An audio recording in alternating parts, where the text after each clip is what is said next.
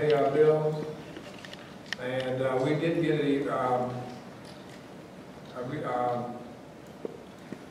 I would say a installment. I would want to say today is Tuesday, I think it was Friday. So how much it was, I'm not sure. And the last question, you said distribution. Were you talking about distribution of what? The water fund or the tax money or what? Basically, well, since you mentioned the tax money, let's use that, the distribution of the tax money. Because I was referring to any monies that came in. The distribution of all monies goes into the budget. That's what your budget is for. That's where you get your money from. Property taxes, anything that we get money for is called accounts receivable. That goes into supplying the budget. And the budget, as you know, we passed that a few weeks ago. So any money that comes in, it goes into the distribution of the budget.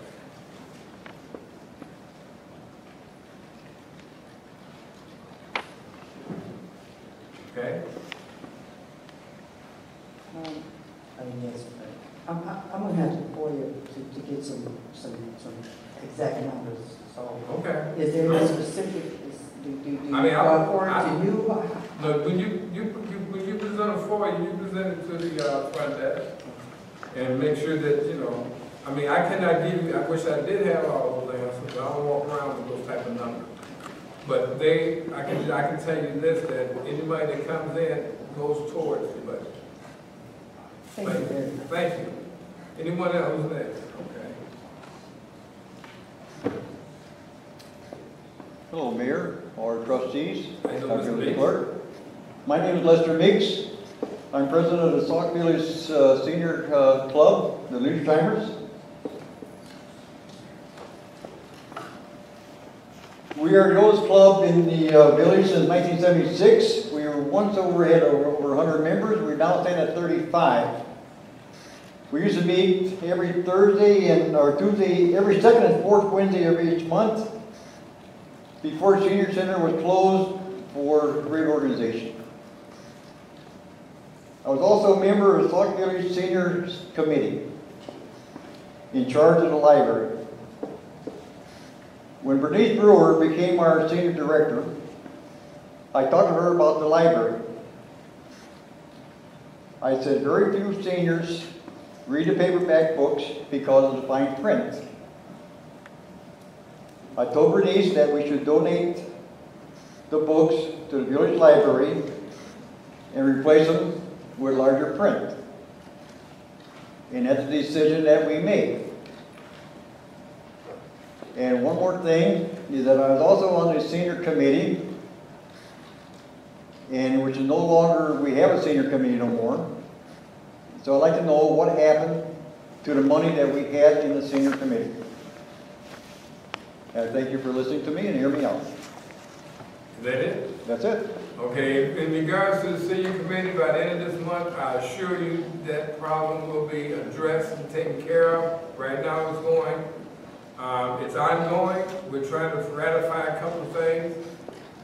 When that process is through, you will be informed, and along with the other seniors that used to be on any other club or any committee.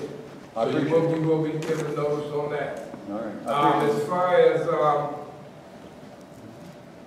I'm a senior, so what was the last one? What was the last one? Funds. Oh, the funds, okay. That's a good question. I personally, right now, I'll just put it this way. I'm doing a audit to get the money back because I understand the money had a earmark of, in other words, Sauk Village name was on there, on the village of Sauk Village. So if you raise funds with the auspices of using Sauk Village, then guess what? It's Sauk Village. So I'm not going to tell you, I'm not going to say anything more, but if it was raised in that pretense and they use that to raise money, then it should go back to Sauk Village. All right. Thank you, Mayor.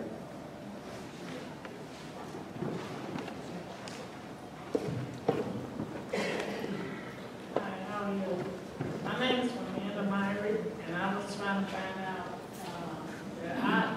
they saying that I owe $500 They came to my home and they changed the new meter. And now the water company is saying that the new meter is raising because it's a brand new meter. And I don't understand it. Just because it's a brand new meter, why do I have to pay $500? Before, they was deducting from my water bill. They was estimating. So now, since they put the new water meter in, they feel they can raise the water because they estimated from my water bill. Is that my problem? Or is it South Village's problem? That's the only question? Yeah. And also, I got two tickets in the mail. I could barely read these tickets. Now, I think it has something to do with my grants, but I'm not sure. I've never been to the court or nothing like that. But every time I turn around, I get a ticket in the mail. I don't know why. Because I cut my grants.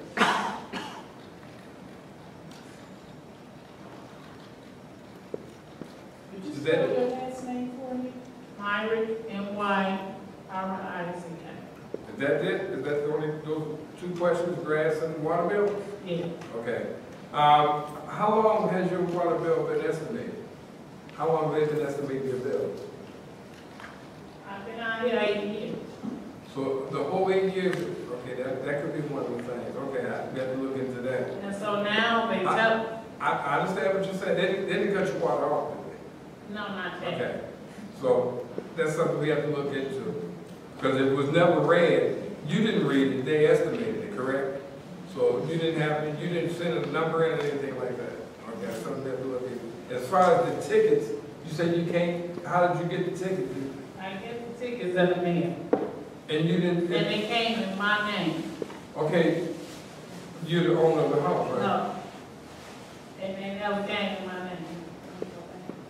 Okay, well, the ticket should go to the landlord, that's all I'm saying. Exactly. But I have to, you have to bring it so someone can see it. I can't answer that sight unseen.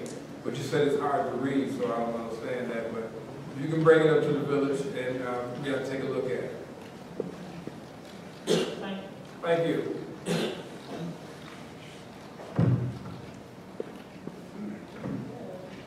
Frank Harvey. Frankfurt. I've been told that people have been asking what happened to the library books that was going to the library. Bernice told me that Denise had said she could get rid of the books. And she talked to the library, and the library said that she could bring them back. When I took them to the library said they didn't have no room for no 3 or 4 million books. I said, it's not that many books. But they said they didn't have no room for all of those books.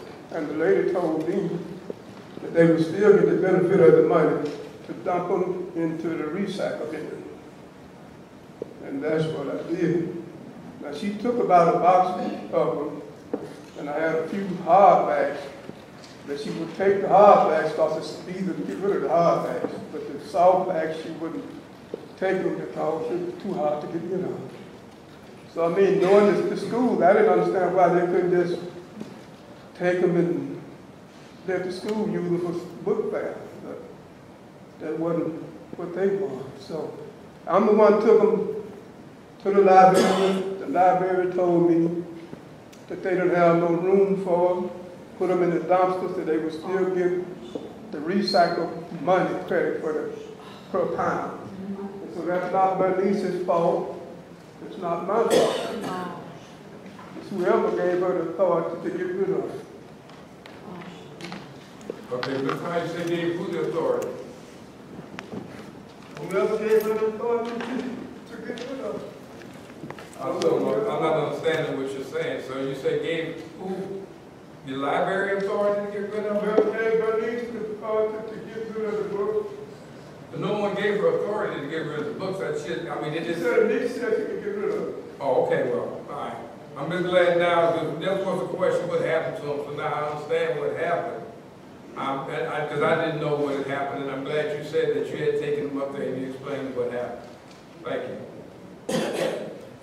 Pat Couch. Just one second, Ms. Cox. I just wanted to state that I talked to the library about the books. If they were put in boxes, they could have stored them, but they weren't put in boxes. They came individual, like you just threw them in a car, so they weren't boxed. So I just want that clear, that the library would have taken them if they were all boxed up, because they don't have the room for, you know, just loose books. So I just want to clarify that, because I run the library and I ask had about some books. boxes, All right. and the lady spoke them. We're not gonna do that, but I just, because it was asked a couple of weeks ago, what happened to the book? I didn't know, so now I understand. Ms. Couch.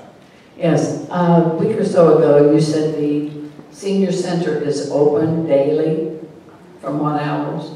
From 9 to 5. Why was it closed today? All you had to do was come in and, I came and knocked on both doors. no, what I'm saying is, all you had to do was come in, go to the front desk, they open the door. So you have to let somebody know Well, that you're yes, going I to go mean, in there. unless, okay, today I wasn't here. Usually I'm here every day. I wasn't here, but all you had to do was go. So it's not open unless you want to let somebody in.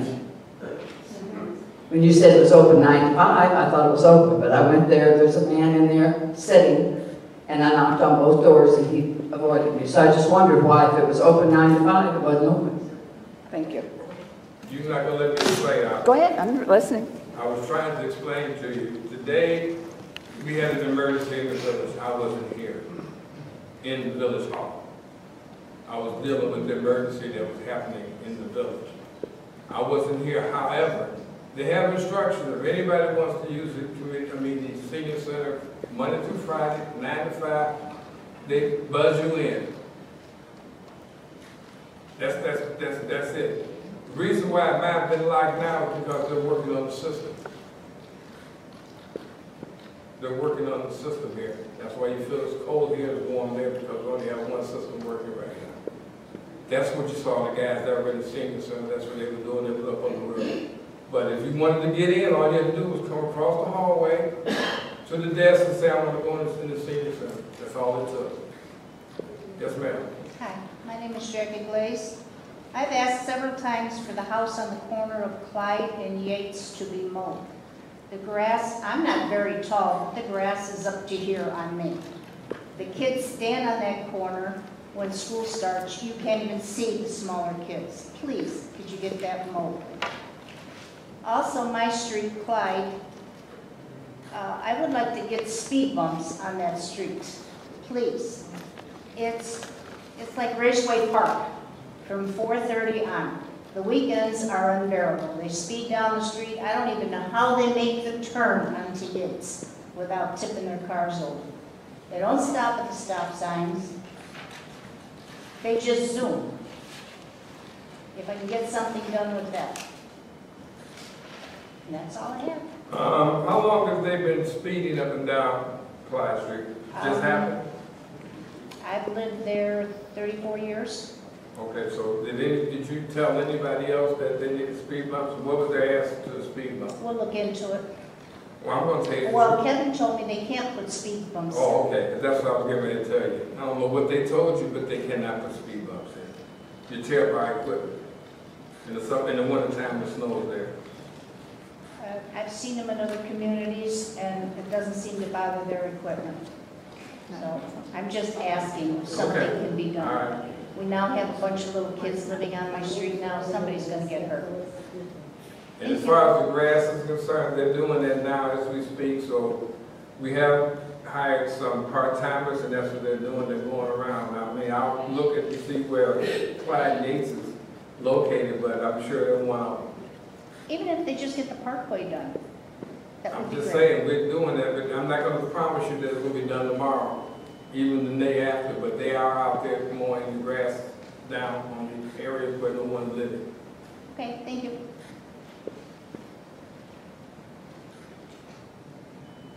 Anybody else? Okay, moving on.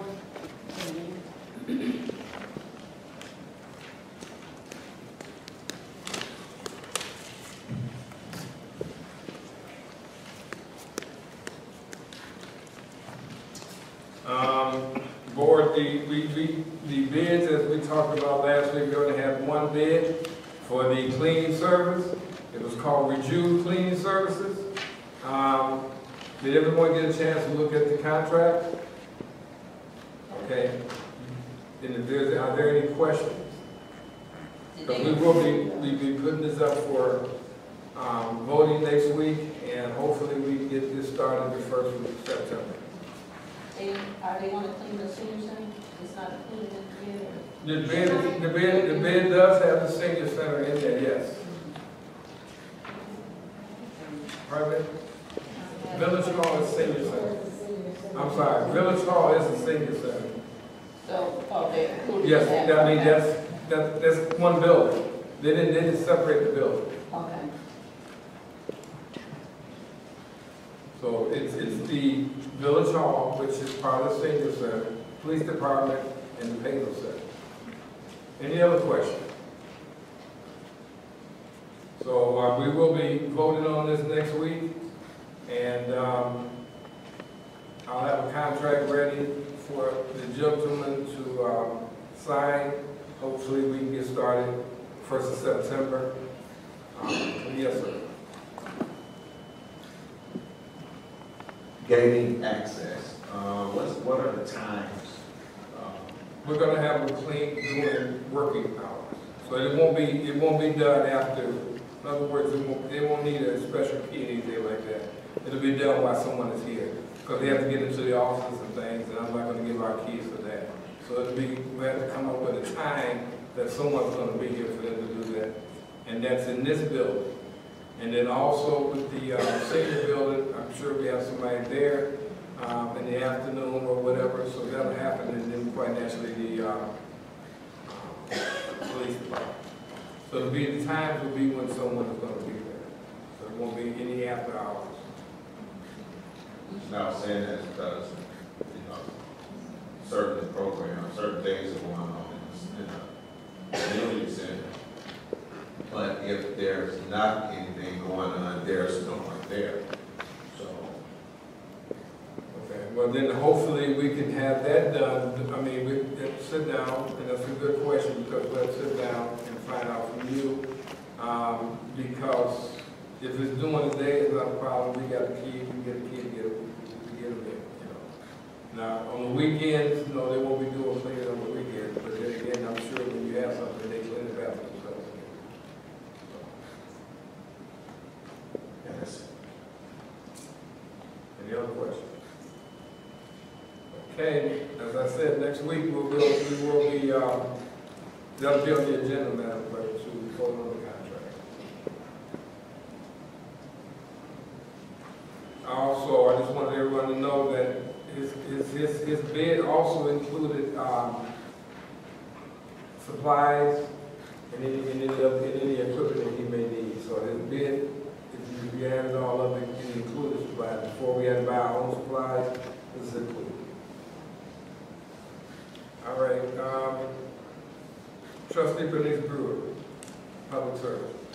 Okay, this particular is something we talked about before, and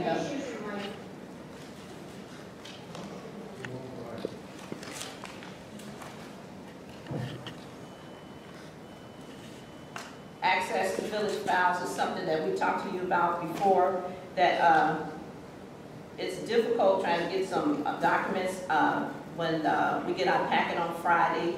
We generally can't pull ordinance and stuff to review them. Martha's working on a lot of stuff that's locked in her room. Mohan has a lot of files that I could use, especially since I'm working on infrastructure, and I can't get access to his files either.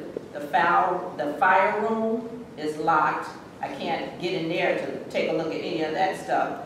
So I was wondering, is there an easier way, or can we talk to people? Because we talk to employees, they say, oh, we can get it, but especially if Mohan's, we need some information from Mohan, he said, I'll get it to you 2 or 3 days later. He has never given it to you. You have to come back and ask you, and then you say we can't get it. So I'd like to know what's the protocol, or how can we get access to village documents that we need to complete whatever we're doing.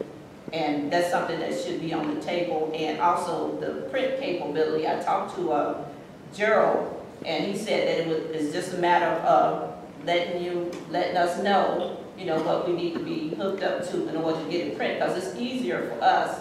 I think, like, say, for instance, the young lady back there asked for the water fund balance. We could go in there and just pull it off for her and just say, you know, that's the balance on the water fund. We don't have to, the data doesn't, we can have read access to the data where it won't be manipulated, and this public information and stuff like that should be available to trustees. And that's just one example, but I can give you a whole bunch of them. But I'm just saying that we need to go back and look at how the village records are accessible to trustees. And I'd like to. Okay, first of all, I don't understand what you mean by read-only access. That doesn't, if you can pull it on the computer, you can print it. So I don't understand. Yeah, I wanted to print. Okay, but Yes. that's not read access only. Okay, So, I but my question Okay. is, if you need something from Mohan, as I stated before, it's 10, 15 minutes. That's, you know, have your questions already, whatever it is, just written down. You can go and ask him for something. If he can't do it right then and there, he does have that down. He can get back with you. You can email it to you or whatever. But to go in there with a long list of things that may take him 45 to an hour to do that every time, he doesn't have that type of freedom to do that because he's got a lot of other things to take care of. That So- was just one example. I was saying other information. But I don't that understand what you mean by read access and Some information you don't have to print. All you have to do is just go in there and read what you need to know. is all this what you're talking about directed to me? All Directed these, to you. because you're asking me the question. That's what I'm asking, is all this directed, this access records, and all the other things, senior center, all that, is that directed towards me? Or is that, because when you put it on the agenda, it's for the board. It is, I'm talking to the board. Oh, You okay. asking a question, I'm looking at you. Okay, no, I'm asking you, can you define read only? Read only is like if I want some information from a document, I should be able to pull it up and read it. But if you can pull it up, you can print it. That's not necessarily true. All depends on how Gerald puts it in. I don't know what kind of computer you have, but if you can print screen, all you need to do is hit the button, print screen, it will print exactly what's on that screen. But Mr. Mayor, what I'm saying is I don't always need to print the document. All I Then it's really not- need to then do it's not is read It's it. not read only then. That's what I was asking, it's not read. Okay. If you can print it, it's Well- not read only. And there's some things that if you need, it's not a hard thing. I'm sure Mohan, if you have the questions that he has, and that's why we have a finance committee, if there's something that he can't do, maybe the finance committee can talk to them a little bit longer. And because they do meet with Mohan.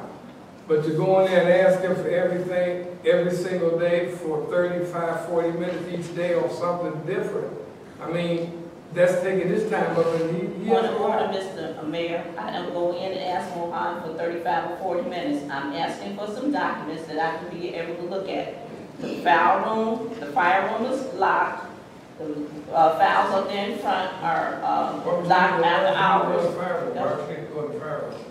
Because they have documents in there I would like to look at. Would you know what to look for? I would there have documents in there where I would like to look at. Mohan has documents that I would like to look at, like invoices and stuff. He has the files there that I would like to look at. Trustees have the right to have viewing Okay. of, and I would like to look at them. I'm not asking to keep them, I just want to look at them. And we should be able to have access to those documents.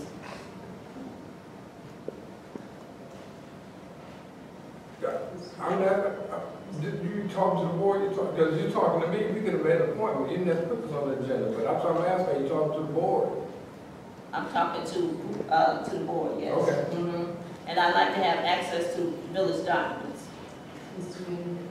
From Mohan, from whoever else has documents, when I need to have, to take a look at them. How does that relate to public services, if I can ask that?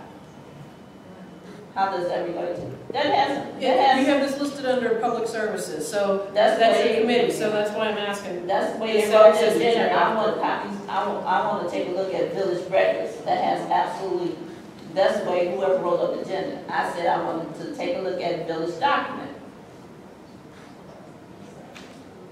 So what is it about those documents that you want to see? Why are you after that They're information? village documents, I want to see them. Just for the heck of it, or is there a reason for it? They're village documents, I would like to see them. But you have to have a reason for No, why I you want to see don't. them. No, I don't. According to Sauk Village Code, I can see, review any village document. You can, but you need to go in and say, here, these are the list of things that I want to see. Like I could say, you know, hey, Mohan, here's the things on the accounts payable that I have a question on. What's this invoice? I'd like to see what this invoice is, right? And see how it breaks, you know, like if it was the attorneys as an example, to see what it looks like and how it breaks down. You know, and say, I want to know if they're charging for, you know, FOIAs or something. There's a Yeah. specific question there. Trustee Zupan, since I've been here, I have tried to get, review at certain village documents. I can't seem to get them. So regardless if I have a list or I just go in there and ask for one particular document, it's always an issue. I would like to look at the document I'm requesting, and there shouldn't be no issue. We have the right to look at village documents. I got a question for you.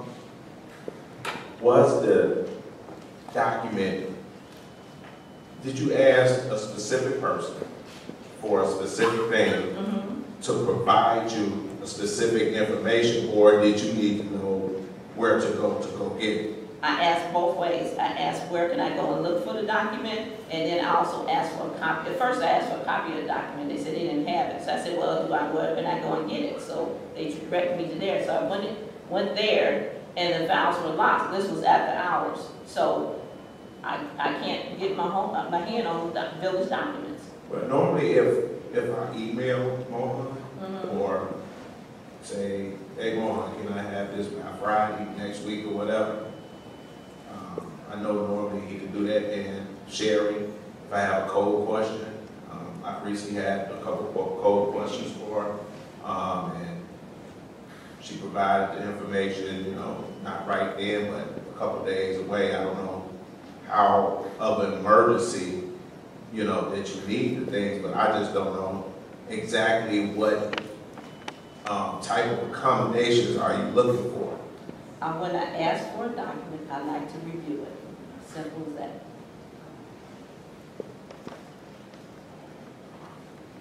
You know, one thing, young lady was talking about her water bill, $500, which is a nice round figure. And you were saying that if you had access, that you could go in and tell them what the situation is. That's not my area. I wasn't trying to respond to something like that. You didn't mention the lady who had a question about her water bill? I was talking about the lady that wanted to know the balance on the water, in the water fund. Oh, okay, I understand. No, it's this, right? Yeah. Okay. Are you through with those two, or are you ready to go on the other? Are you through with those two? I mean, the only thing I can tell you is this. If you need something during the hours, now after hours, yes, the rooms are locked up, no one has keys, especially the vault room. So that's done on purpose. But if you need something, a specific thing during village hours, by all means. Or if you're not able to come up, ask them to throw it in your box. Make a phone call. Call whoever you think that's involved in it. If it's billing questions, you got two people you can go to. You can go to Mike Barnett or you can go to Mohan. And you can ask whatever particular question that you have. If you want to document, let them put it in your box. They can take a copy of it and put it in your box. So I don't see where that would be a problem. And you said village records. I'm not understanding what records, but if you need bills, yes, the bills are available, but they need to know which ones. Like I flip through and give you all the bills, they need to know which ones because they file those as they come in. And so if it's something like that, by all means, if you can't make it during the hours of 8 and 5 o'clock, then make a phone call. Call and ask to talk to whatever person that you feel that you need to talk to ask them to put a document in your box. That shouldn't be a problem. I have found Mohan is very responsive to emails. I don't know if you've tried to use I've emails. tried to email, I've talked to Mohan, I spend time with Mohan. It's not Mohan just per se, I'm just saying, I'm having a difficult time trying to do village records, and I would like to know why. So, to the board, I mean, you guys might have an easy time, but I'm not having, getting the documents that I need. Because especially, I'll give you another example is, I asked for some records for the water consumption for the month of March, because I wanted to put it in the infrastructure summary that we working on. Couldn't get that information. You said water, you mean how much Water water? consumption, yeah. Was used village-wide? How much they pumped, Yeah. and how much we got paid in. Couldn't get that information. Who did you ask? I asked Cindy. Cindy wouldn't have that information. but- Yeah, she said she had it. She said she couldn't get it to me. So those are I the things I'm didn't know, saying. okay. Well, that's what I said, you put it in email. I mean, you gotta understand, employees are here to provide a service. If they're not providing the service, keep a paper trail. Emails is a perfect example. You can show the email, bring that back to the board, bring it to the mayor, bring it to the board. Then that's a problem. And then that problem may need to be rectified. But if you don't have any way to keep track of what are you asking for and who you asked for it, we can't ever resolve this situation, you know. Just going to everyone and asking, if you're gonna have to keep a trail if you're having an issue. And the best way to do that is through email. If you send an email, you know, then you have every right to get that information, which you do have every right to receive that information. And then if that's a problem, the mayor, go to him, and then if he sees that that's a trend, bring it to the board. And then we have to, you know, rectify that situation. But, you know, without any hard copies or any, you know, proof of who you spoke to or what did you ask for, it's kind of hard to, you know, just say, okay, you know, go ahead. And we can't just leave everything open because it's not going to be organized. They're paid to put things in a certain place, and they should be able to retrieve that themselves. For everyone to go in there, when you need to go in there, it won't be there. So, and then that's a lack of accountability. You can't hold anyone accountable if everyone has access to information. If certain information get out that's important, it has personal information on there from some of the villagers, we would never know who put the information out there. So it's best that whoever's in charge of that department that you need is held accountable for that information. Personally, I don't want to go into any file because I don't want to be responsible. Oh, Trustee Jones was in that file, so that information got out. He could have easily done that. So to protect yourself, you know, I would not go looking through files. I mean, that's just my opinion, but yeah, that's just something, you know, if I was you, I would steer away from that and allow the employees to do the job that they're paid to do. I'm not stopping any employee from doing anything they're supposed to do. I just need a copy of certain information in order to do the infrastructure. Some recommendation and give, when we have the committee meetings, to have this information available to whoever's going to be on the committee. So that means that I have to look through some files and see what's there.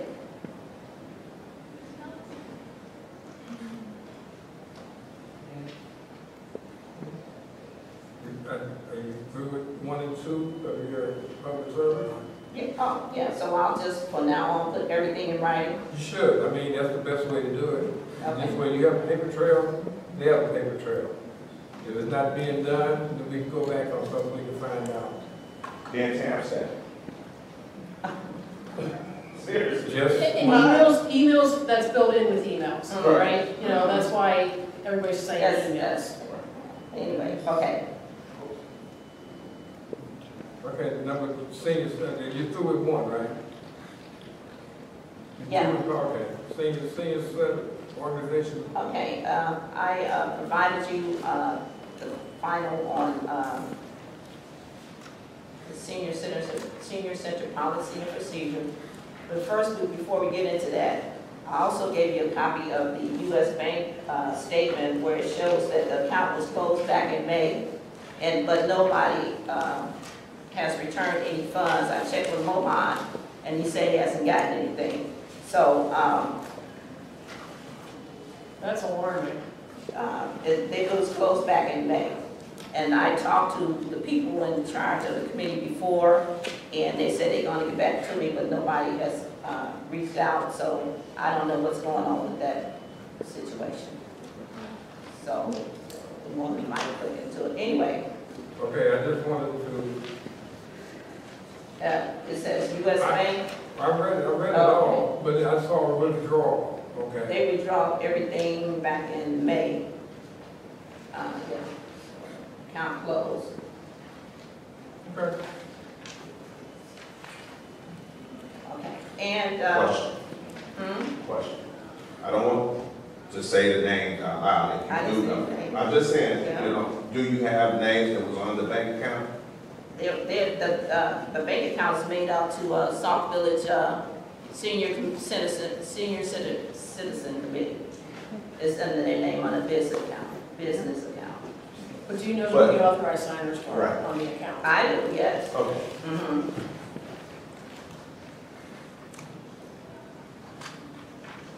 Okay, and now, one thing about it is that, it's not on here, is that as I was going through and putting the policy and procedures together, I looked for information from, other, senior, groups in nearby towns, and each application, especially for rental, they had the insurance disclaimer on there. I couldn't get a copy about the insurance disclaimer to include it in this package, so it doesn't have on there, and that's, you suggested, Trustee Jones, so it's not included in the package.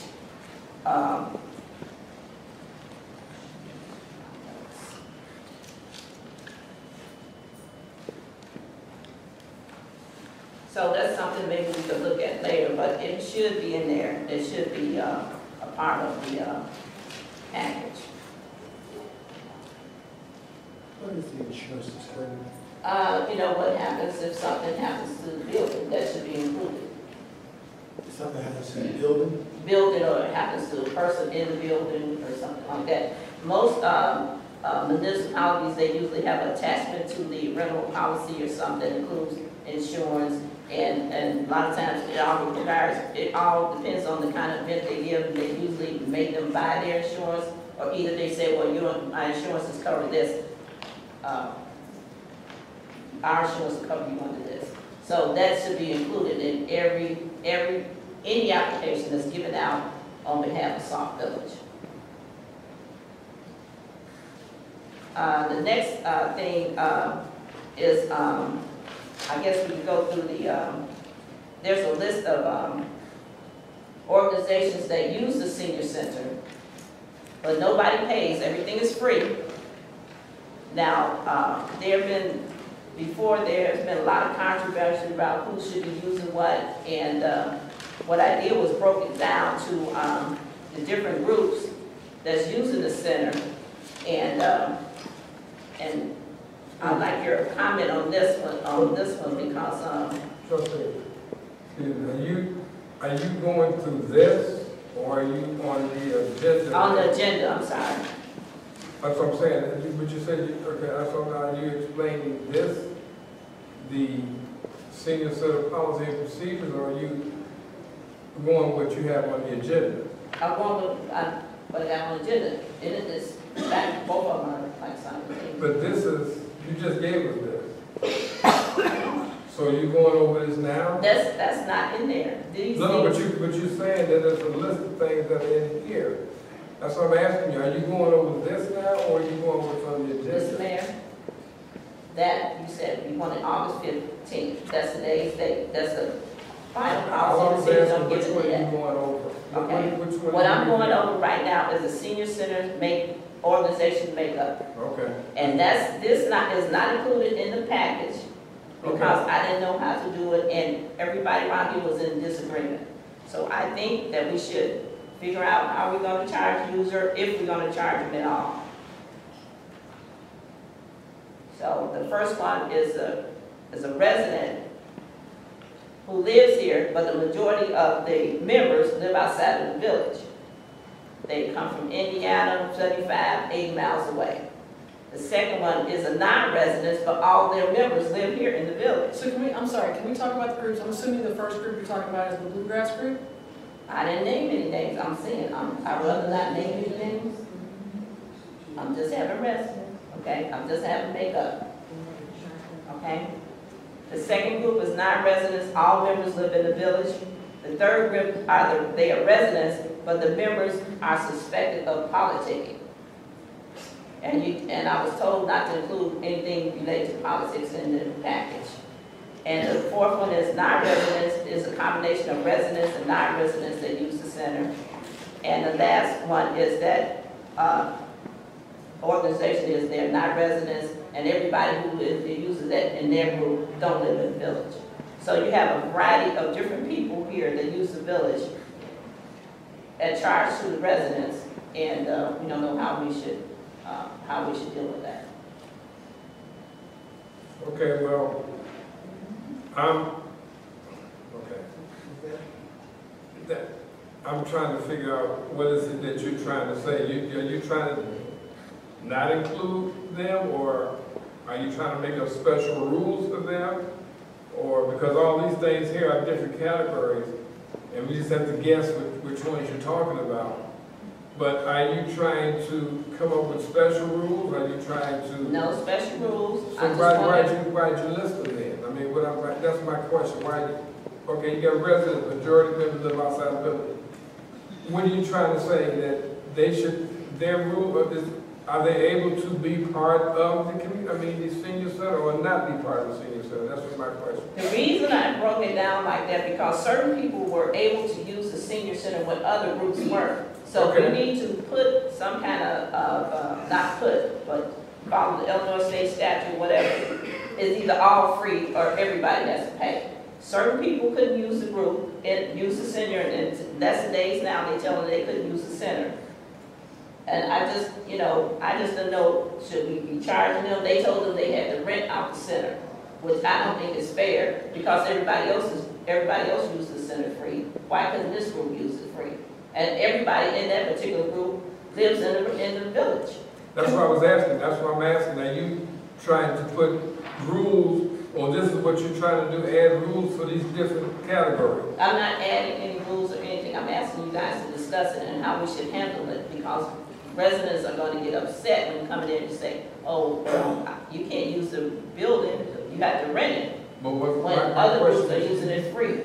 Okay, everything starts brand new. So Yeah. whatever group comes in, comes in. That's what I'm asking. Are you saying it's going to be different set of money rules or whatever for a group that happens to be mostly out of residents? I'm just wondering why you categorize it. Because that's how the groups were in there before. That's how they were. Yeah. But I'm asking now, is that what you're trying to do, to make a distinction now? No, I got calls from residents that said they couldn't use the center, that they were told they had to pay. That was back then. No, this is recent. No, go back. Who called and said they couldn't use it? I had a couple calls from residents, and they said they couldn't use the center because whoever told them they had to pay. No. Ever since the center opened back up in, what was it, July 1st? It was never anything about pay. Nobody ever told someone they couldn't use it. From 9 to 5, if we can go back to your document, I think we need to talk about when are these groups wanting to use it, because It clearly says here, Monday through Friday, 9 AM to 5 PM, it's open Right. for So groups I to don't know. use. So I think what's on the table about how do we do something different is Friday at 6 o'clock until Sunday at midnight, if your entertainment hours. Is that when these groups are using it? Because if you're talking about that's entertainment revenue hours, then yeah, we need to talk about what the charges are. But no one has said anything about anybody since July 1st that could not use the senior center, they had to pay. That was never discussed. I would like to know who that was that told you that. I'll pull you I to the appreciate side and I'll that. let you Thank know, you, because know. there was never an issue. Never an issue. I think trustee Tate said something. Mr. Mayor, all of these items, these 5 items, I think these things are committee duties. So the committee should tell us what the answers to these are. And then we make a decision based on that. But if the committee hasn't addressed any of these, then why is this board overstepping its boundaries in doing committee work? This has been added because when I first initially made the draft, these different organizations in there, especially those, and in fact, chapter 3501 specifically states that if the organization is providing a service to the village, they should have free of charge. But once I wrote up the draft, they told us, oh, no outsiders could be even on the board, or either they had to pay, they had to rent. So then I said, okay, I'll just leave that part alone and let you guys decide on who should be paying and who should not be paying. That is not this board's responsibility. I know. That is your committee's responsibility to tell us whether it's going to be $1 or $100. Listen to what I'm saying, trustee Tate. I said when I initially wrote the draft, it was in there like that. Somebody told me to take it out. They Somebody, please be specific. The mayor told me to take it out. The mayor told Okay. you to take it out. So, now I bring it back to the board because these different groups are still going to be in the senior center, and I'd like to know how to charge them or give the committee some kind of direction. I think everybody should be free, but that's my choice, you know, so. But has your committee submitted something to this board The committee saying everybody should be free? The committee has agreed that it should be open to all, but that's in discussion. But since the mayor decided that it should be written to certain people, that certain people couldn't use it. I'm sorry.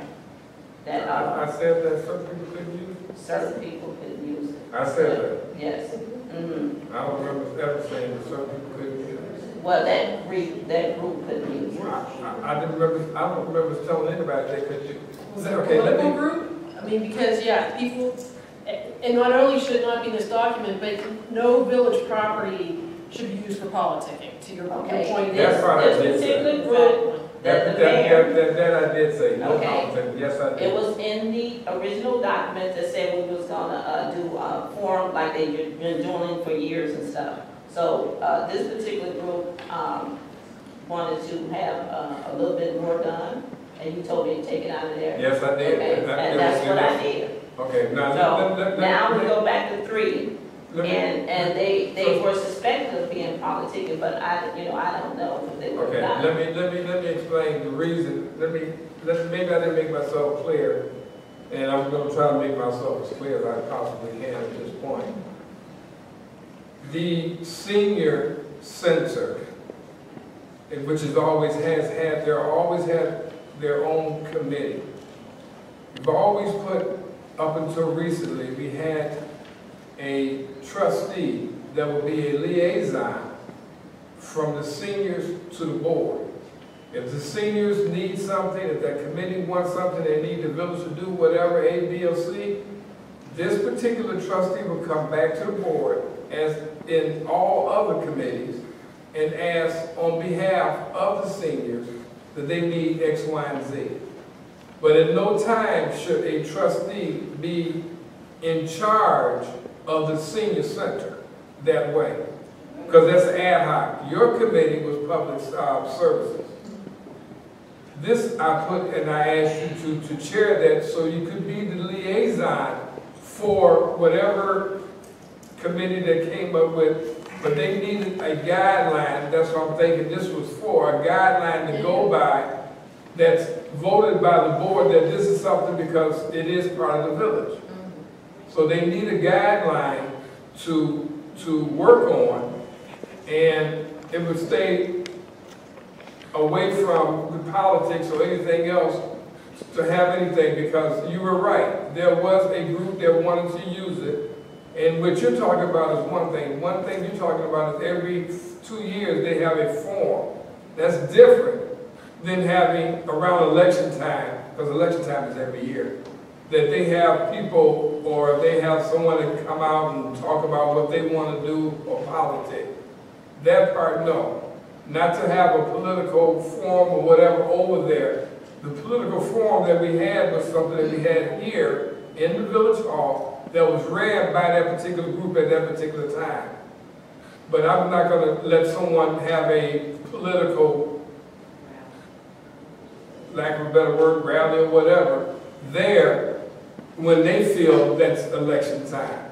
So what I'm looking for is, and this is what I was hoping, that the board can look over this. If they agree with this, then you can take it back and then elect your officers or council or whatever you want to call it to run that. Not to be ran, because I didn't want a trustee to run the seniors like that, because they're self-contained. And that's why we have the problem we have now as far as with the money, because had things been going on, we would have better control over that. For everyone now to say we don't know what happened to it is not acceptable.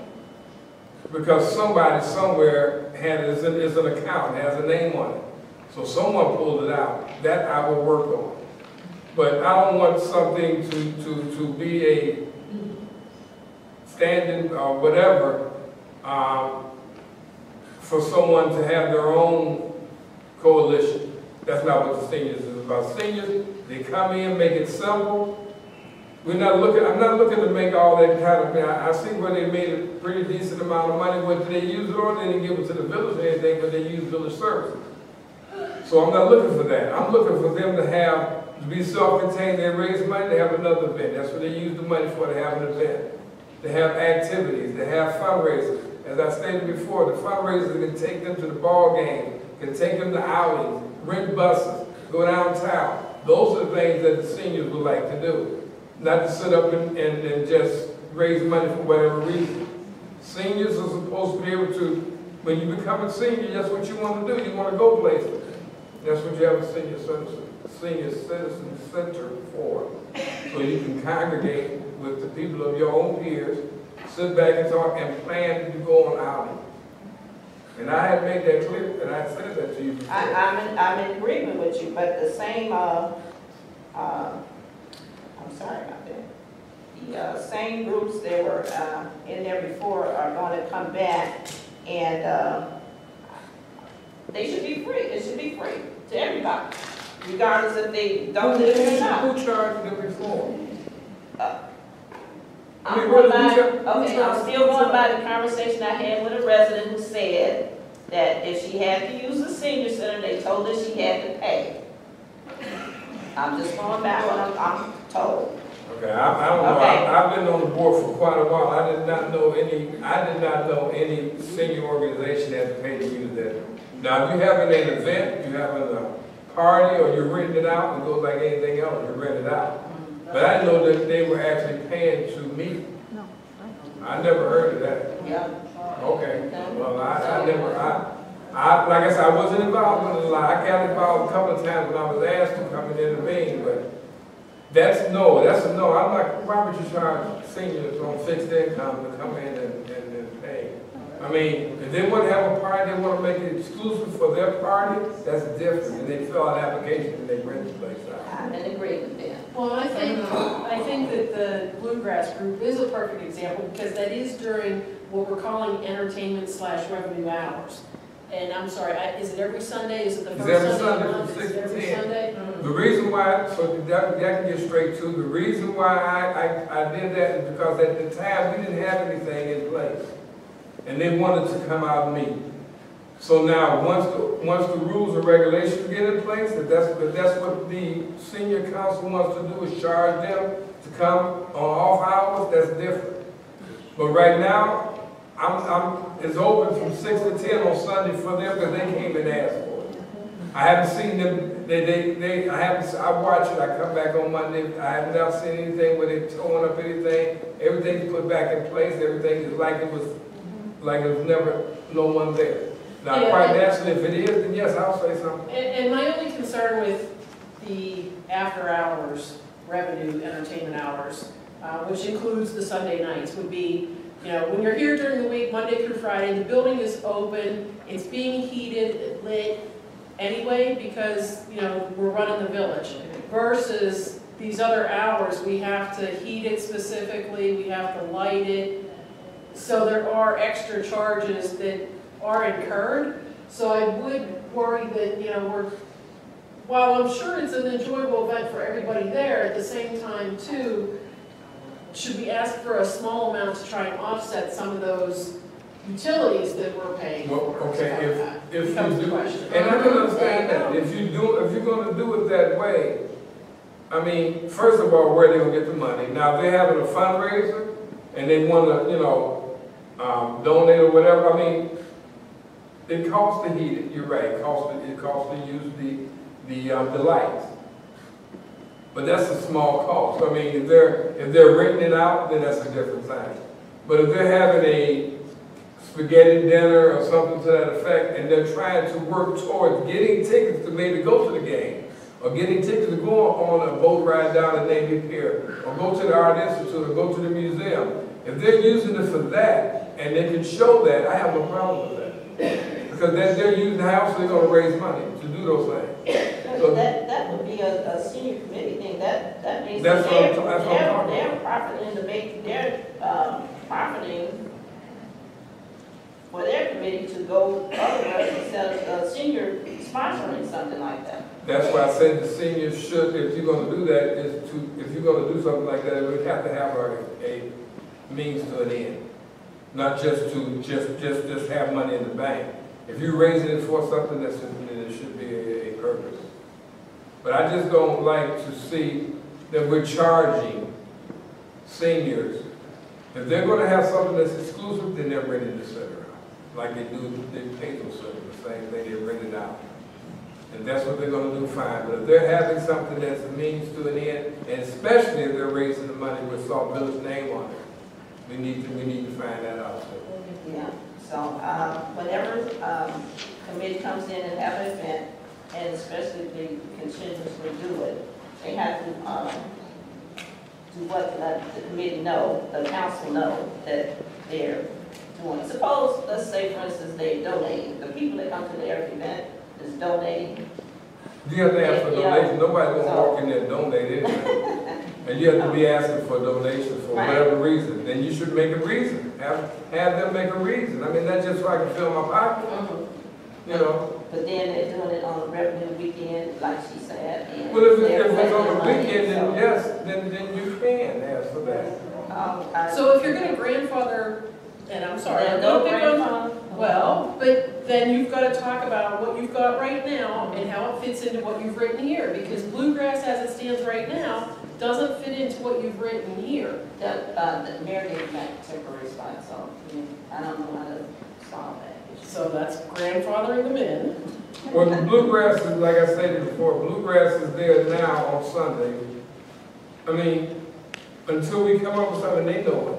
I'm talking to them, and they know that when the rules or whatever, and we pass something, then they know that they have to abide by it. And I'm not trying to be a Grinch here, guys, but I do know that the bulk of the people that come in for bluegrass are from out of town, too. Regardless, I understand what you're saying, trustee. I mean, but right now, there was nobody there on Sunday. There was nothing. I mean, why not have them come in from 6 to 10? I mean, it's on them. If they're raising money to pay for somebody wants to do that, okay, it's 6 to 10. Now, once the rules get written and it gets voted on, then these are the rules. If that's part of the rules, then that's part of the rules. But right now, I didn't see any problem with it. Question. At what point do we directed our committees, and anyone else's committee, also, since we talked about it, to distinguish when should a program have their own individual insurance. If you're having something, you can't, okay. If you're having something on village property that's not part of the village, then you should have your own insurance, because someone gets hurt then. What do you mean not part of the village? If it's not a village sanctioned event. So if you're having a dance for whatever it is you're having it for, you should have some type of insurance to cover it, just in case somebody gets hurt. But if it's a village sanctioned event, then it's a village sanctioned event. So Basketball, village sanctioned event, because it's given by Parks and Rec. So bluegrass wouldn't be a village sanctioned event. No. So they should have their own insurance. Yes.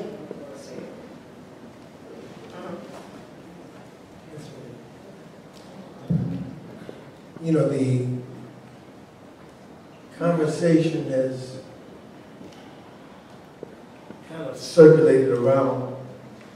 I'm still back to number 2, where it's still my belief that the senior committee has a responsibility to answer those questions and present them to this board and say, this is what we as members of the senior committee think. Not this is what we're going to do. This is what we think. And then this board can then decide, well, $1 is not enough, $100 is too much, or whatever you're going to do with it. But it still comes from a plan by the senior committee. I do not think, and I will vote that way if I need to, I do not think we need to be overstepping our boundaries and running people's committees. That's why there's a trustee over committees. That is the liaison to us. So we should not overstep the trustee that's in charge of it. For you, Jones, Trustee Jones, Parks and Rec, we should not be dictating what kind of rules your committee comes up with. Whatever rules you want to come up with, they then come back to be approved by this board. That's the first thing. The second thing is that I'm not sure what's in this document, which we just received. I'm not sure what's in here. I would take a look at it. Do we need to respond to this document? It's going to be voted on next week, I guess. No. Are you submitting this for next week to go on? No. Okay, I didn't know that. Okay. What did you guys say? Pardon me? I thought you said read it, bring it from August 5th. No, I mean, I know you brought it. The first time I saw it was the day this one. But if you wanted it to be voted on, then you can tell the clerk to have it put on the agenda to be voted on. Okay. How does this differ from the other document you received? Well, it's lengthier. It has everybody's comment in there, including the mayor's. It has table contents. Did I put a picture in there? I meant to put a picture in there. But it also has the a copy of the ordinance 93-19 attached. I give that to you, and also it has a copy of the Sauk Village Code that it has to be amended in order to adopt this policy and procedure. So all that's included. So this document, your committee came up with this document? No, I came up, according to the mayor, he wanted me to bring, put in policy and procedures, bring it to the trustees like I did, okay, and then after you guys take a look at it, I'm supposed to take it to the committee. I'm following the instructions. Take it to the committee to do what? I'm trying to find out, it seems like things are going in different directions. So this board approves this document, correct? Yes, and it's only supposed to be used as a framework, and they're gonna amend and put in whatever they need to do in order to get this work done. The council, the senior advisory council. Okay, so this board approves it, returns it to you, and then you have your senior committee meeting. and then they add something to after If they what want we to add, delete, take out, whatever. They can't add something if we've approved it. If we've approved it, it has to stand approved. You can always amend anything. You didn't say that. That's why I'm trying to find out what's your process. You can amend, they can amend it if they wish, or add some things in. They cannot amend it. They can suggest amendments. Okay, they'll put in their recommendations then. So then it comes back to the board a second time. Yes. That's the way the mayor wanted it.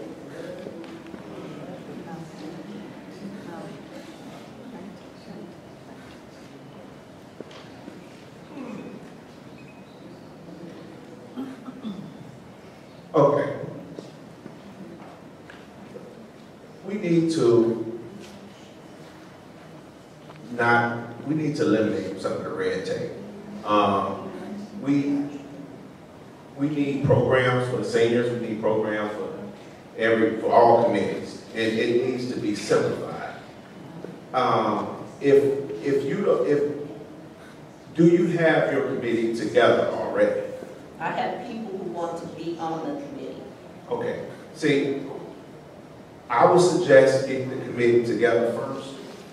And the simple basis is, if you're not there for profit, if you're not making profits, and if you're part of the committee, your committee members have put these programs together, they're part of the senior committee. So I believe that eliminates that pay, because we're going to keep going around this, and it'll be December, and it'll be January, and there still won't be any programs in the senior committee, in the senior center. So to eliminate that, if you could put your committee together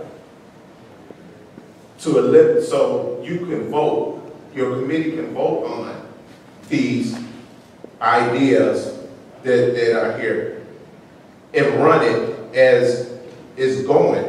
You create a smaller, get rid of the red tape.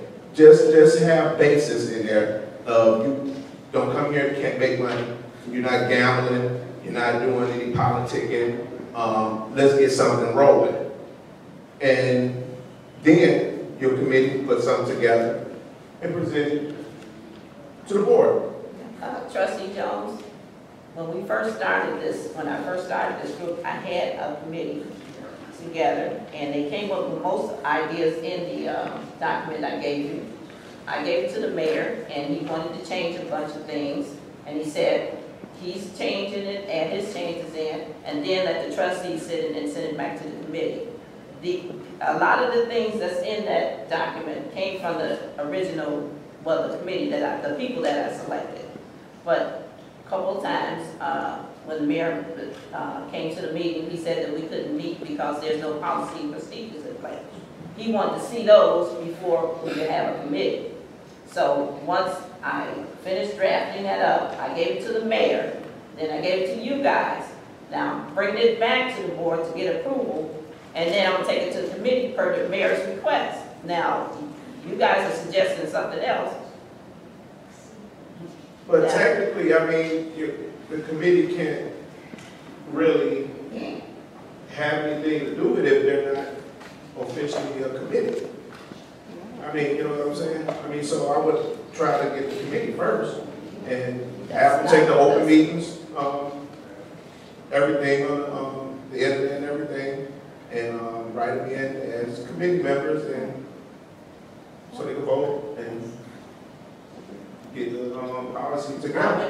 Well, not even, I mean, a lot of the policy is already part of the village, you know, so, I mean, you need programs. I mean, you know, and if someone's ready with the program, you need to open the doors. Well, I think when I spoke to the mayor, what he was thinking was looking for something general, and the committee would actually put the different programs together, like, you know, we had like a card game one night, and we established all that. Well, he wanted all that set up, and then take it to the, after you guys had looked at it, and take it to committee, and then we'll start doing the programs and all that sort of stuff. So it was, the mayor's thing that he wanted you guys to look at it first. So that's why you guys had a package.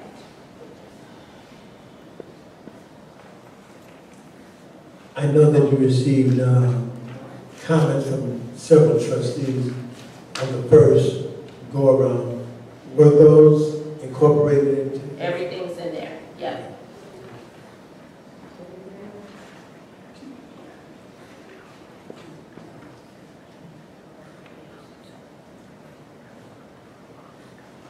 So, I mean, should I take it to the committee and then bring it back to the board, or, you know, you want to stand as is? I'm not understanding this question. I have one question, because I was at the last meeting. Did you advertise for your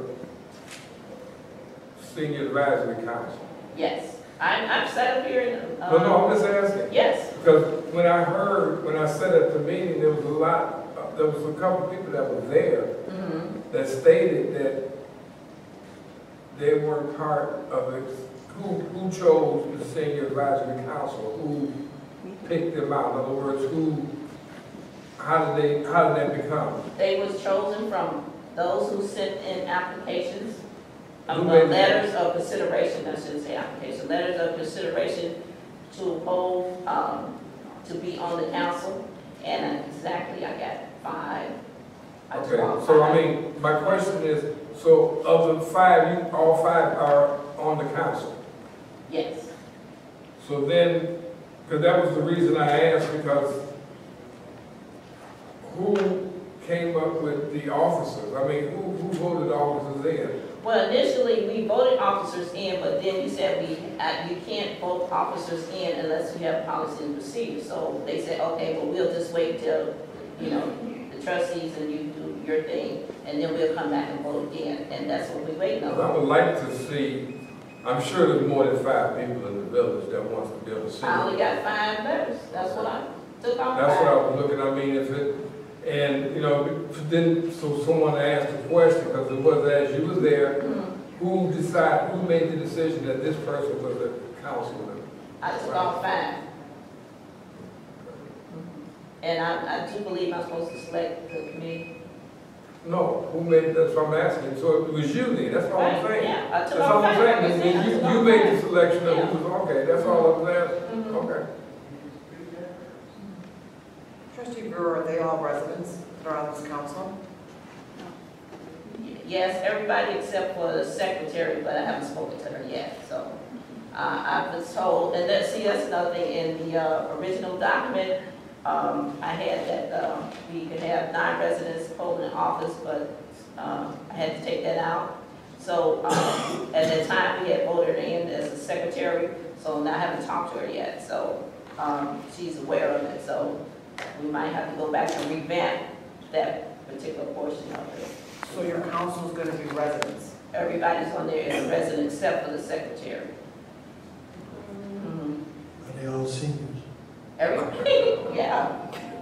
Well, don't laugh, I'm asking the question. Yeah, if we're going with non-residents as officers, that's a valid question. No, everybody's in, So it then is not all residents?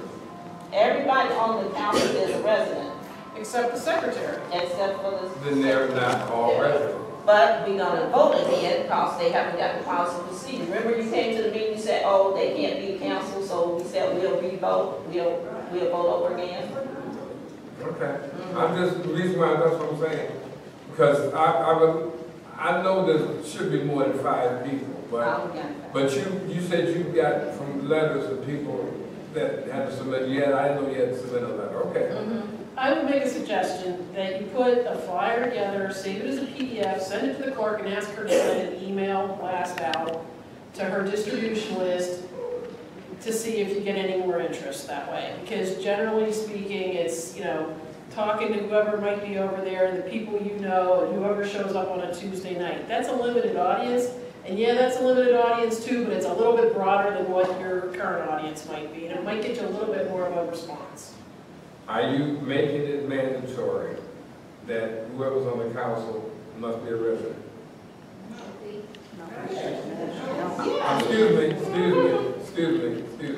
I'm asking. Per your request.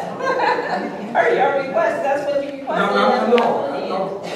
Yeah. Okay, my request. I mean, I can change the date. That's what I'm asking. I'm asking. Per your request, No, that's what I put it's in. not per my request, because if I made a request, then it wouldn't be an accept. Per your request. Okay. Yeah, According to the conversation that Okay, we had. and what did I say? You said that the council members had to be residents. Okay, so then if I said that, then what was the accept part come in at? Did I say accept? Yes. Okay, except, what did I say? You said everybody except. Except for the secretary. That's But still an accept. I said this was before you said what you did. The secretary was voted in before you came. You came to the very last meeting. We had 2 meetings Okay. before that. So I'm asking now, what criteria are you using for people to be on the council? I'm using the same criteria before. All they have to do is submit a letter of consideration. Do they have to be a resident? According to the document, they have to be a resident, unless you want me to change. No, I'm asking, that's what I didn't read all this. I'm Okay. asking you, so I'm asking you now, is that what you're gonna put down as a requirement, that you have to be? No one can have one meeting at a time. Excuse me, we're trying to meet up here. Excuse me. Are you saying that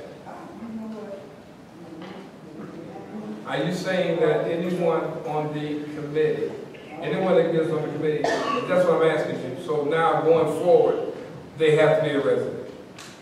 According to the document, yes. Okay. However,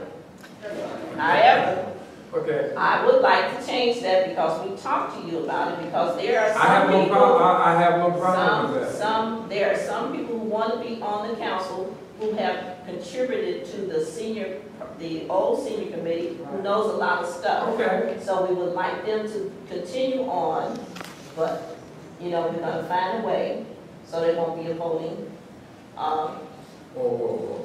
council member. Wait a minute. How can you be on the council and not be a voting member? You could be on the council, you could be advisor. But not be a voting member? Yes, you can. Now you're really making it complicated. So therefore, Well, I tried to do I'm on the council, but I can't vote. You can give advice.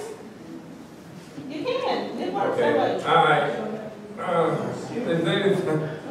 Is there anything else? Yeah, 1 through 5. Is there anything else? We're not going to keep going on this one. Is there anything else on that? And you threw it 1 through 5 on the senior center. Can I just ask a question? Because I happen to flip open to a page that has something new from the original document, and I know where it came from. Training requirement on page 4 is talking about Open Meeting Act, and it's lifted from something that we all received that said, from the Illinois Attorney General, that any elected or appointed person has to complete the electronic training. Volunteers who are committee members are not subject to that. It's only those who are appointed to commissions or elected. So, like us and the zoning commission. Any commission. Yeah, so I don't think that's necessary here. Well, they wanted it, so that's why I put it in there. Here's the thing. You keep saying they. I'm The trying to council figure it out. wanted it in there. They wanted the training, their required training. Okay. They are all for it. You changed the Taking name training. from senior committee to council because Yes. you're going back and forth. Uh-huh. I'm trying to figure out. Okay. They all wanted the training. And it's a good idea because people need to know. Well, Yeah. Then say they can complete the training, it's not required. It must means you have to do it. So if they want to do it, that's fine, because there's FOIA training available to them too, right? So, have at it, it's out on a public website, but it's not required, is my point. That is. I have one thing that you may want to consider. Consider. On page number 5, it says SAC shall control the disbursement of all funds and control all finances with the senior center. What page? I'm sorry. Page 5. Okay. SAC shall control the disbursements of all funds, and they're gonna, and all finances associated with the senior center. Are they gonna have their own account? Hopefully, yeah. I'm hoping for a line item. Don't, if we get this money back, we'll have a line item. Well, That's what it costs. there's a difference Wait, between a that's line what we item have. and an account, though. That's why we have this problem now. Okay, no, the senior center, any money collected by the council should be deposited into Sauk Village funds. And we should be, and the council should be the only ones that use those funds. They can't have. I mean, if we get into the general fund, they can If just you use go to the the money. deposit the money under the village has to have control over it. You can't, you have to be bonded and everything else. You can't just use some village name and then deposit funds, and the only person that has control over it is senior committee.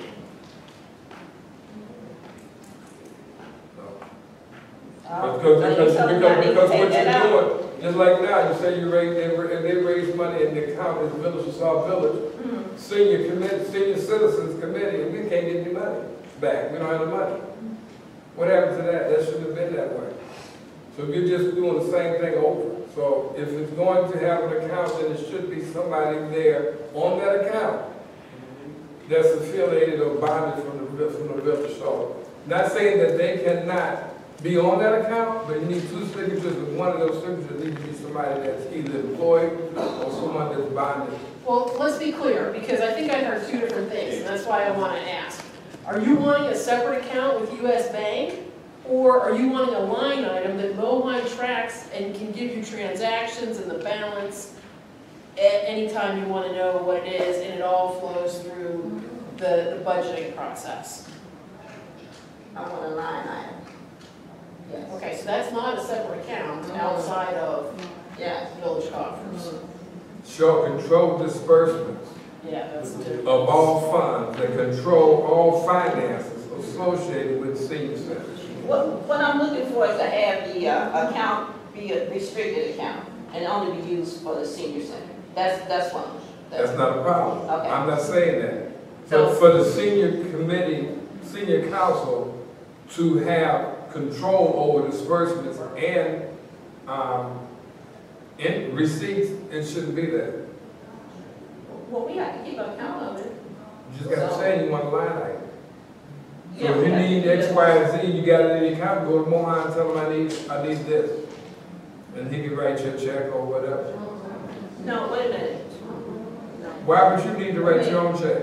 I don't want to write my own check. I want to be able to go to Mohan and ask him for a check, but I want him not to use our money, not to use the money in the senior It's in center. a line I item. want to. It's in a line item. They can't touch your money. It's a line item. They transfer stuff all day long here. So if you don't trust the village, then who you, I mean, I'm just trying to figure out. That's why they do this, okay? So, but that, you don't have control, but that's gone, though, isn't it? So I'm just saying, the money, if you have a line item, then you know what you put in there, then you know how much is in there. But that doesn't restrict, keep No, it doesn't restrict somebody. anybody from moving the. Yes, they from can, one they to the can, other. but I'm just saying, you have a line item.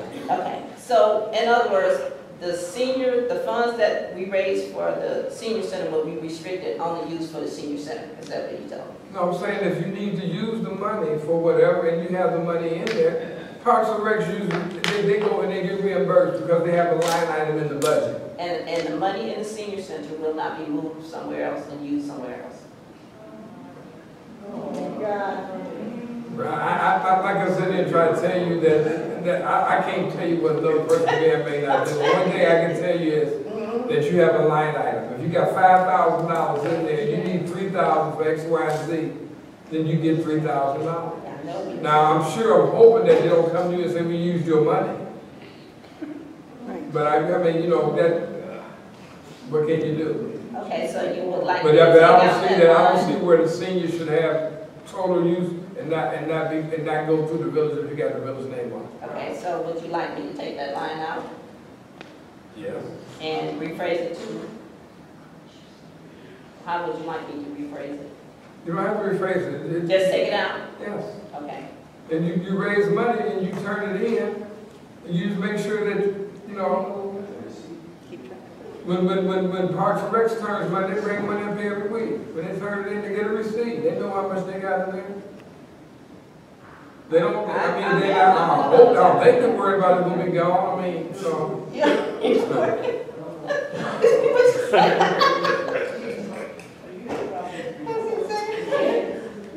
Anything? Okay, we're gonna move on. To number 3, strategic plan.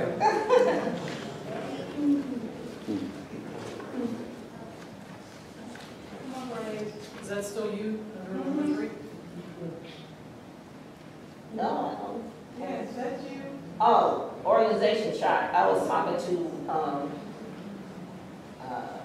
well, it goes actually with, public service, and, when I ask for something, they say, well, go to this person. When I go to that person, they say, well, go to that person. So I really don't know, where we should get information from. So that's the issue. Yeah. Who's supposed to get what and who stuff like that. So that's what I'm asking, so you asking the trustees, because like I said at the beginning on the onset, was this about coming to my office and making a schedule? Or? I think this is something they asked for before. Roger, trustee Brent asked for it before. Okay. So I'm sure some of the trustees can explain to you the organizational chart, which I'm sure I thought you knew, but go ahead. I thought I knew too, but a lot of times you go to people that don't say you need to go talk to them, whatever. So we actually need one. That's 3. Double that. Organizational chart. Strategic plan, that's the very first. Oh, it does?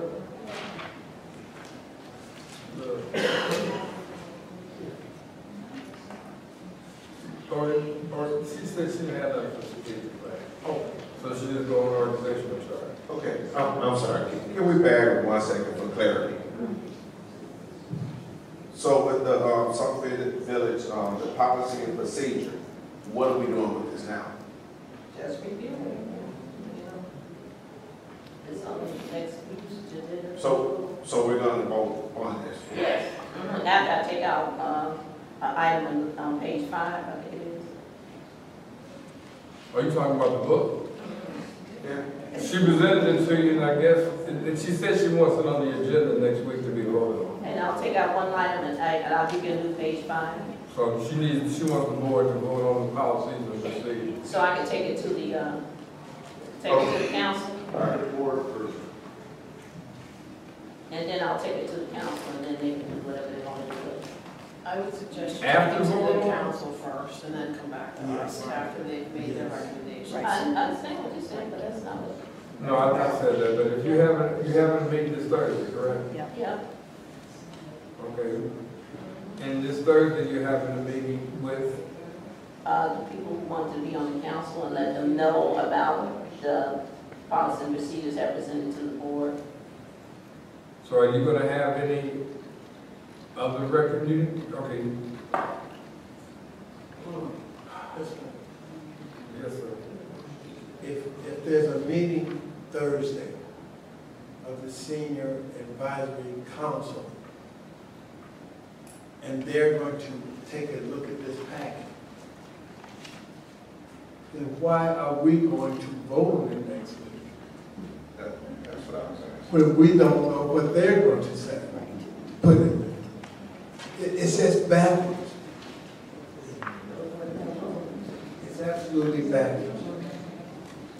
If they're going to have a meeting Thursday, they should review this packet and insert whatever they want to insert, delete whatever they want to delete, and then we receive a packet with their recommendations. I mean, maybe I'm looking at this from a different perspective. I think you need to get your counsel. Okay. Have them review it, and then I would say, we gave you our suggestions of what you think should be in here, in the original. So I would say go before the council before we vote on it, and see what they might take things out, add things. Mr. Mayor, is that? That's what I think. The reason why she's doing that, and I'm just looking now, is because I asked her to, it's been June, July, August. So I've asked to have this reconciled before September. However, by this being such a hot topic or whatever, I can extend it until, the 12th of September. So in other words, everything stays the way it is. The 12th will be the next board meeting in September, the first board meeting in September. We can vote on it then, because by then I'm sure you'll have all of the whatever suggestions or whatever.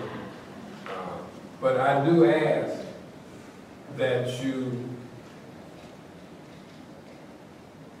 not vote on your chairman and everything until after you get all this in place, but you can still have your council. That's the only thing I ask, that you don't have officers as of yet until you get this, so you can still have the people that want to be on the council, which I'm sure you're going to pull your officers from that, correct? Yes. Okay. So and then because I'm trying to get this done, but I'm not going to rush and do it. We've been out, but the center will still stay open from 9 to 5 every day until we get this ironed out. So the 12th will be the day that we put it on the calendar for the to be voted on. So that gives us, we're not going to have a meeting on the 29th. So that'll give us the 5th. That means you'll have plenty of time over the holiday. Because the 4th is the holiday, so that'll give us the 5th to discuss it again and then vote on the 12th. Okay? So, when are we going to see? You're going to see it on the 5th. So we're going to have a hard copy of this on the 5th? Well, any changes? Any changes? Any changes that she's going to... Actually, it would be nice to see them the Friday before the 5th with our packs. So Well, we she can has, read through them. I didn't know this until today, so. Yeah, that's what I'm saying. It'd be So nice if to have she, before that's the 5th, up to trustee, so we can read Brewer. them ahead of time and be Okay, better well, prepared to point speak to them. well taken.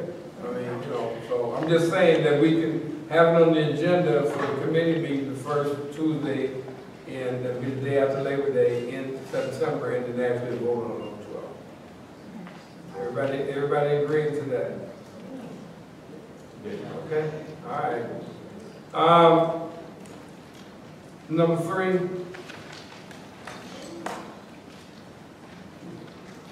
Yeah, number 3, other. You don't have anything for that? Right, I'm just saying it was under trustee Brewer's name, that's all I was asking. Oh, okay, she's dressed? Okay. Okay. That was suggested by trustee Grant. So. Okay, well, then he's not here, so we're gonna go to, trustee Zupan, public safety. Yeah, and I don't have anything for tonight, sorry. I should have Okay. thrown that from the agenda. Yeah. Okay, Madam Clerk. Your last thing that you, okay, I have 2 separate. I gave you a present of client because I had to include a couple items on it. So you see the client Today? agenda. Was this Today or today? Today. Right. Really, you cannot do the final today or 24 hours beforehand. I'm just, Okay. but now if you want to, I mean, we just go, I can put let's, the other one off, but let's just go. Go ahead, with the but ones that I had that the was one on that you the have, agenda, yes. because the time is getting late and. no time we're getting later. I just don't want to keep you off, and I'm going to go pretty quickly. Could you use the microphone? Sure. Can you guys hear me? Thank you. Okay, first thing I'm going to talk about are the Unicodes, and what I had changed was the way it was worded. A while back, at another meeting, you received a memo that looks like this, and I believe I gave you another copy of it. And that was the memo looking at recodifying some of our online ordinances, those from 2013 to the present. And I shared with you how much it would cost. It would be a total of $7,652. I talked with the director finance director, and he shared with me some line items from which those funds could be drawn in order to make that happen. That's one part that we want to talk about. And then the second part, I also shared with you that this company, Unicodes, which is the #1 in the nation that provides what the service that they provide, they offered to provide a webinar so that we could actually look at the services that we are paying for, and a lot of what has been asked in terms of classifying the ordinances so that you can know exactly the name and what the ordinance is about, and also if it's been amended. All of that information is already online. It's just we had never been trained in terms of how to access that, how to read that information, but we have it there. And so they're offering to develop a web training for us that would take 15 to 20 minutes. So with that, I am asking if we could set up this room here so that we could do a webinar so that their staff, which is not in Illinois, can walk us through what we have so that we can all have a very clear understanding of the resources that we already have to our avail. Do they have any training materials, hard copy or electronically, that we could access over their website? I've not seen that. They offered the webinar. And we have the equipment. So, I mean, it is doable. I mean, it would be no different than someone coming and sitting and giving us a 15 or 20-minute presentation. The only thing is, it would be electronic. Is there a fee for this? No, it's free. You said we have the equipment. What do you mean? In order to host a webinar, we have the equipment. All that's needed is a computer, a telephone, as well as an LCD projector. And where did you see that at? The LCD projector is right under Is it there. compatible to the, As I mentioned, we would definitely have to troubleshoot just to make certain. that's what I'm But naturally, before we would conduct the webinar, I would make certain that all of the equipment is functioning and it's compatible. I would want to do a dry run. And you want this webinar to be for the trustees and who else? Well, considering that it would be doing a committee meeting, I think everyone that's here would benefit from it also, because they have access to the ordinances that's online too. So it would be great for even our residents to be able to know how to access the information. That would be a great idea. That also goes along with what I was have access to village records. We need that, so it would be a great idea to pursue that. Well, that would be where the ordinances are concerned. Yeah. Other records, new codes can't help with that. Yeah, But with the start. ordinances, they can. We got to start somewhere. Yes. And this is because you asked for this. Yeah. So, I mean, I'm responding to your call for assistance, and that's when we started following up, okay? You're more than welcome. Question, why is $3,000 being charged to elected officials? I think that that's really a question for the finance director. He is the one that looked at the print, at the lines. He, if not mistaken, and please don't quote me, but that line item has, I guess, a nice amount of monies in it that can be used for this particular initiative. But the memo's from you, that's why I'm asking you the question. Was why $3,000 being taken away from elected officers? Okay. The paragraph before that says, Finance Director Rule has provided information that the entire cost of recodifying our code book is available in our budget. Then he shared where he would potentially pull the monies from with your approval. Because I used him as a resource to say, do we have funds in the account, and if so, where? That does not constitute that I would know exactly why he decided to pull from one account to the other. I'm sorry, I don't have that information to my purview. So I do have the budget in front of me as I'm looking at this. Sorry. Usually my mouth is loud enough that you can hear me. So I'm looking at the budget in front of me. Can you hear me now? Okay. And I do see printing under elected officials $3,000, but I don't see $5,000 under elected officials anywhere. So now I'm looking at the finance and administration, and I see printing does have a higher budget in the neighborhood of $15,000, but I would expect that there are other items that are earmarked for that.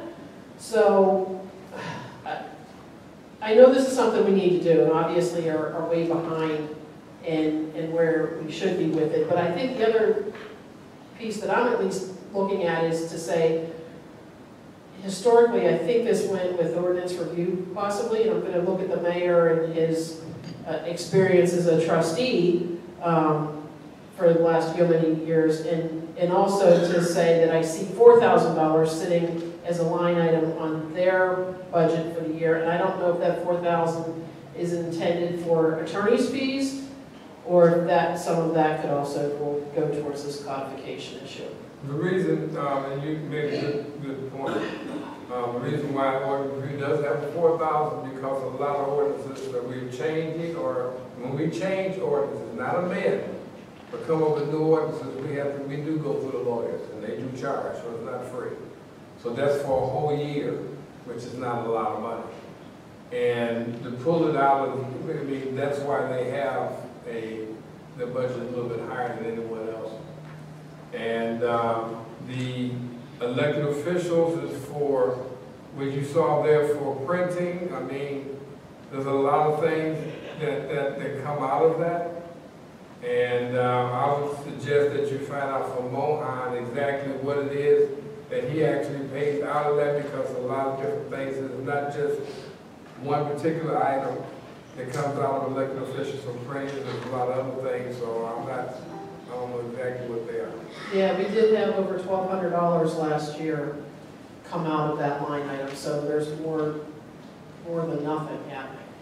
Trustees, and Mr. Mayor, let me just share something with you. I was asked to look at recodifying because this was something that was generally under the previous village clerk's purview, and that is what I've done. I've gone to the drawing board, I brought back the information. I think I've done the research that was necessary on my end. I think that I'm providing you the information that you asked for. I would think that you would look at the recommendations, you would vote, and then you would decide where you want the funds to come from. I have no control over funds, how they're allocated, and how they're distributed. I'm giving you the information that you asked for, but I do have one more recommendation, and that is not to ever let codifications go so long, because then it will not be this costly. If we were to do this at least quarterly, then pulling 5,000 here and 3,000 there would be a moot point. So those are my recommendations, and I just ask that you advise what direction you would like to see me go further. But I am answering your call, but I can't direct funds. I do have one other question. On a go-forward basis, what's the charge for this? So we know it's 7,600 odd to get us caught up to be current. What is it going forward? Well, I do not know that simply because if you look at the very last paragraph, that's where I was asking that the updates be on a more timely basis. And no, I did not ask how much would it be if it was done quarterly, but I can do that if you would want that. Yes, please. Okay, Madam Clerk, I just want to say two things. One, thank you for doing your due diligence as you just stated. And it's not that they were, and I'm going to just say this hopefully in not a derogatory way, but it's not that the trustee was trying to criticize. She was just trying to figure out where the money was coming, as all trustees are going to be asking where's the money coming from.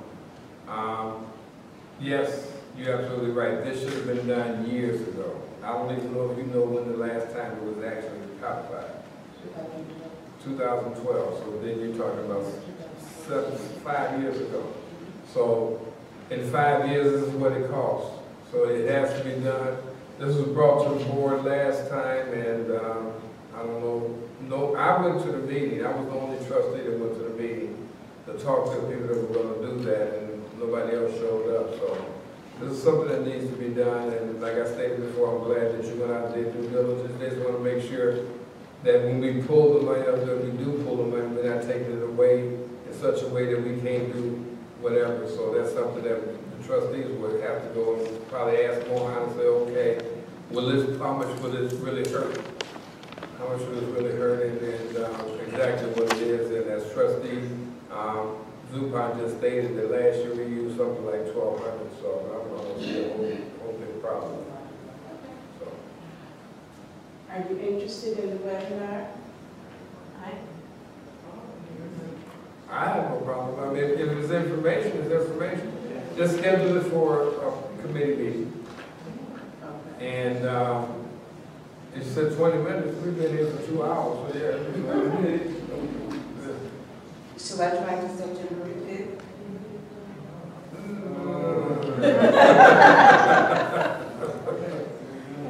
I think you're going to have enough on your plate on September 5th. Okay, so then it'll be maybe the third Wednesday, third Tuesday of September? That would be something nice to do right before we go with that. Okay. 19th would be fine. The 19th? Yeah. That would be something. Because, I mean, it's September 5th, I see that we're going to be a little busy. Okay. The 19th, and yeah. That's fine, I'll do that, I'll communicate with them.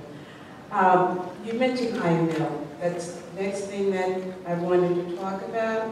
And I provided a couple of things, and especially for some of us newbies, I provided a FAQ, frequently asked questions dealing with the annual conference.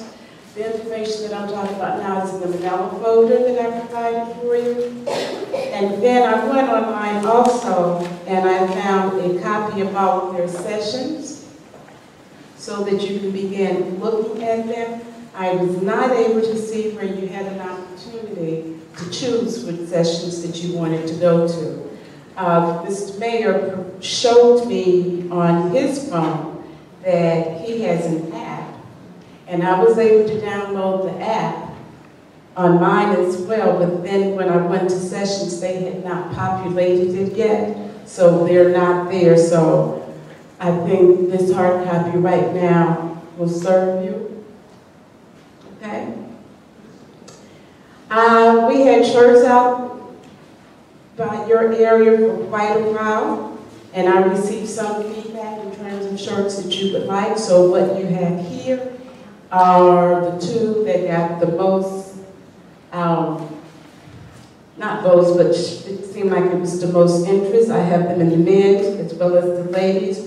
You have a dress shirt as well as polos. You see all of the colors. The price includes the embroidery as well as the extra $35 that they were charging. second sheet is an order form that I would ask that you decide what color you want. The item number, if it was male or female, the quantity that you want, and the price, and then total it, and the check will be made out to the Village of Sauk Village, and we will purchase it that way. Know that for each item, we have to order a minimum of 6 for it to be that price. If we order more than that, it's less. So, I mean, anyone can place this or can order if they are interested. But this definitely includes embroidery as well. In terms of your IML registration, you have all been registered for the conference, and you each have a hotel room. I have your confirmation numbers for each. If you want them now, I will gladly share it with you, or if you would rather that I wait and put it together in one packet for you as you get ready to make your travel arrangements and your itineraries and everything, I would be more than happy to do that for you as well. The last thing in that number folder, you see 3 restaurants, and it's not just because I love food, but I do love food, and I love fellowshipping. And the mayor and I talked, and he said that it's typical that you would usually go to dinner on that Thursday as an opportunity just to, you know, chew fat as you're eating or whatever. So I looked at a few restaurants that are not too far from the Hilton, and those were the 3 that were favorably rated. I know that the mayor also mentioned that a lot of times you all like pizza, so I made certain that a pizza location was one of the ones that were available. I know that some of your plans have changed, and you have told me that your plans have changed in terms of your availability to be at IML for the duration, but I'm going to ask that you please put it in writing, because just like the mayor said a little earlier, he's getting a little older, and I am too, and I just can't remember it all, so it works real good if it's in writing. And the last one, I'm going to just ask you to look at that. We can talk about that another time. It's not on the agenda. It wasn't on the previous agenda, so I will not talk about it now, but there is an opportunity for us to do a property tax appeal form this year. And that concludes my report, Mr. Mayor. Is there a deadline for the service? No, they can generally do a turnaround within a 7-day period. No, I'm talking about for... Oh, for people to give me. I hadn't thought of a deadline. You think you need one? I mean, if you're going to have the money, you don't want to... You said the 6 has to be a minimum of 6? Per style. So it could be any color, right, but I mean, whatever. You want everybody to, you know... Yes. Okay, so that's what... So today is the 15th. I mean, the shirts had been out there for quite a while, so I would say if you could give me your order form by Monday the 21st, I think that would be fine. And then know that those shirts that were out there, those were samples.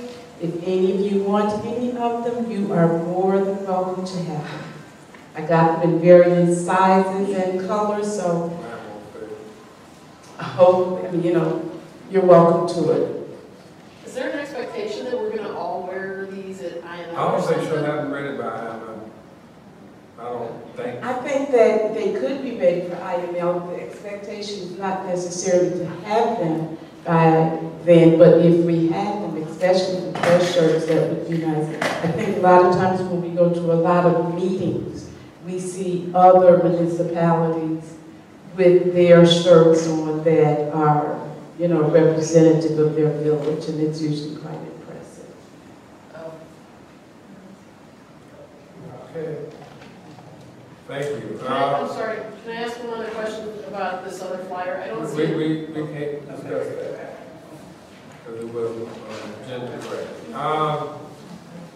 At this point, I don't, do you have any comments from the, That's not on the meter, that's what I said. okay, well, we always take comments, that's something we should become part of. I'll start with trustee Ty. You have any comments, questions? Not at this time. Trustee Jones. Not to say.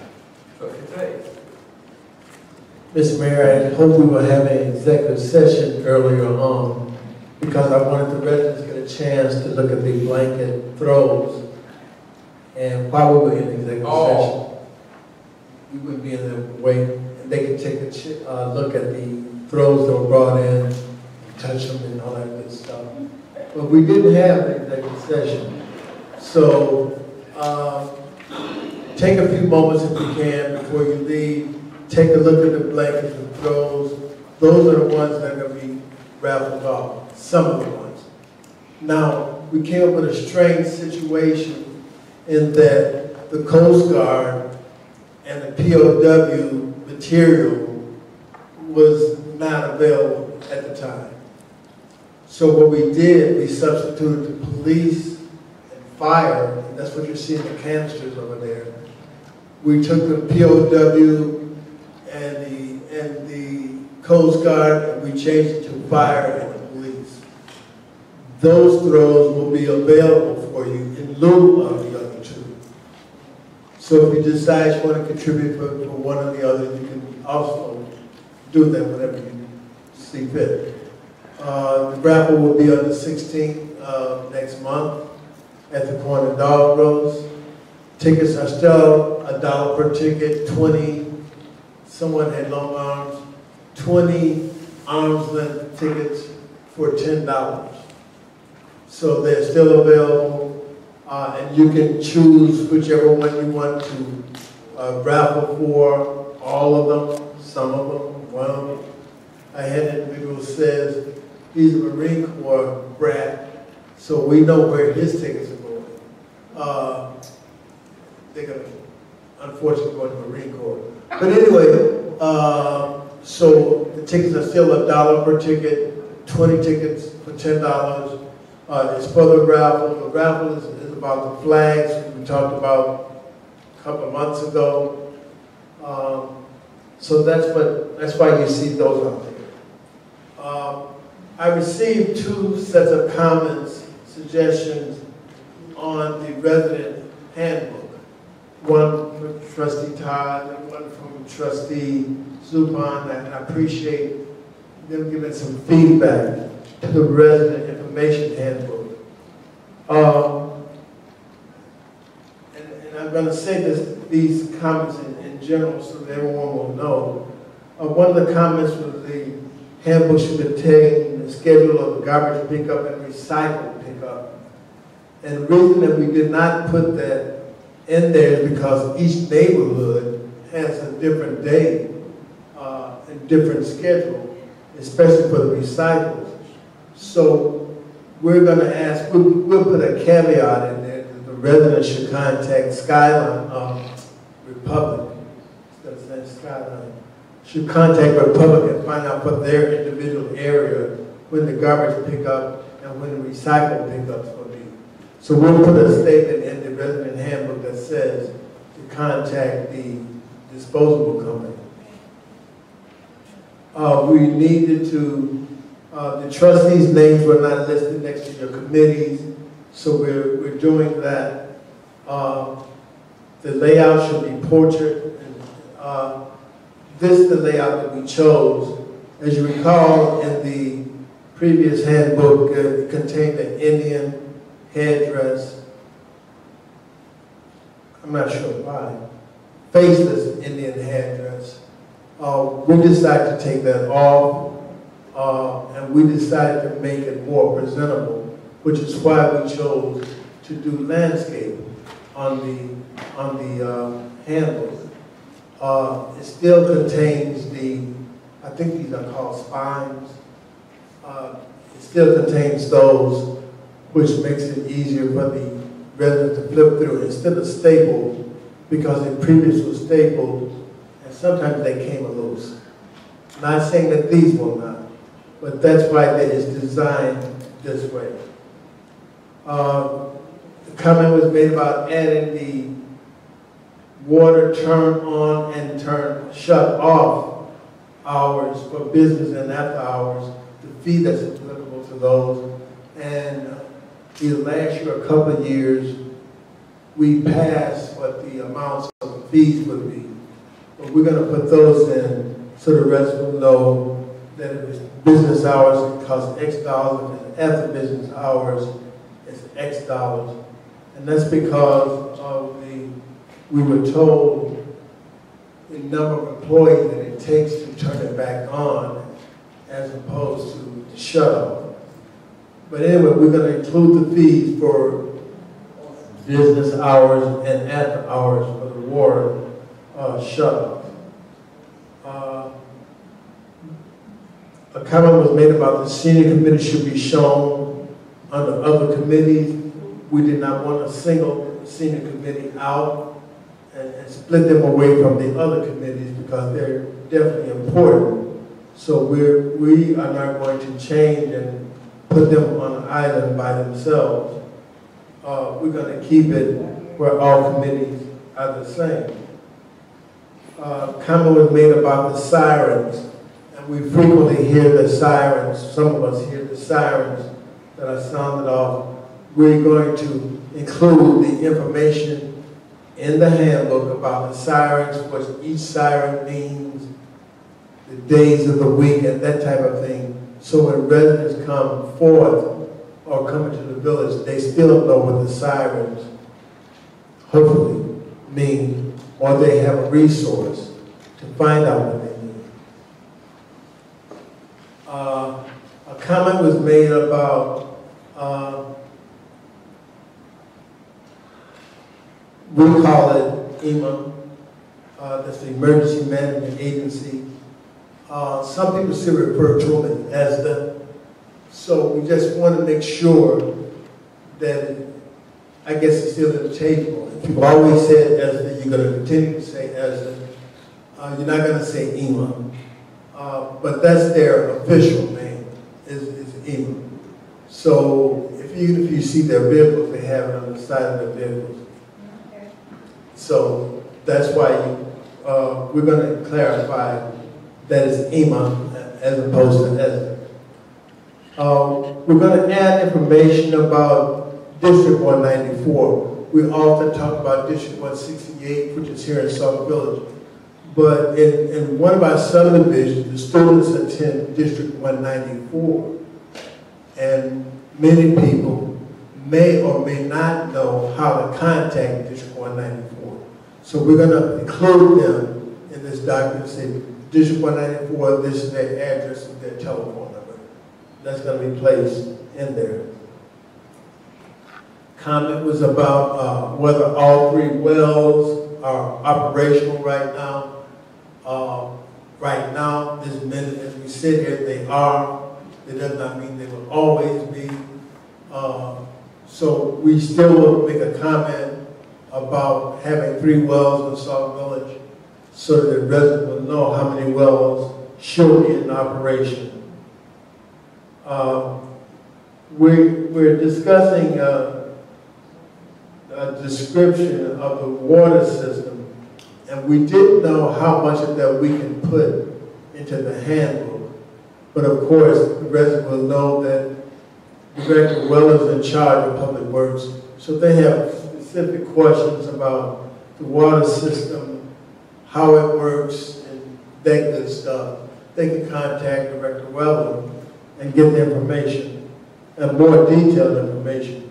Even though we will try to put something that talks about the water system to the handbook.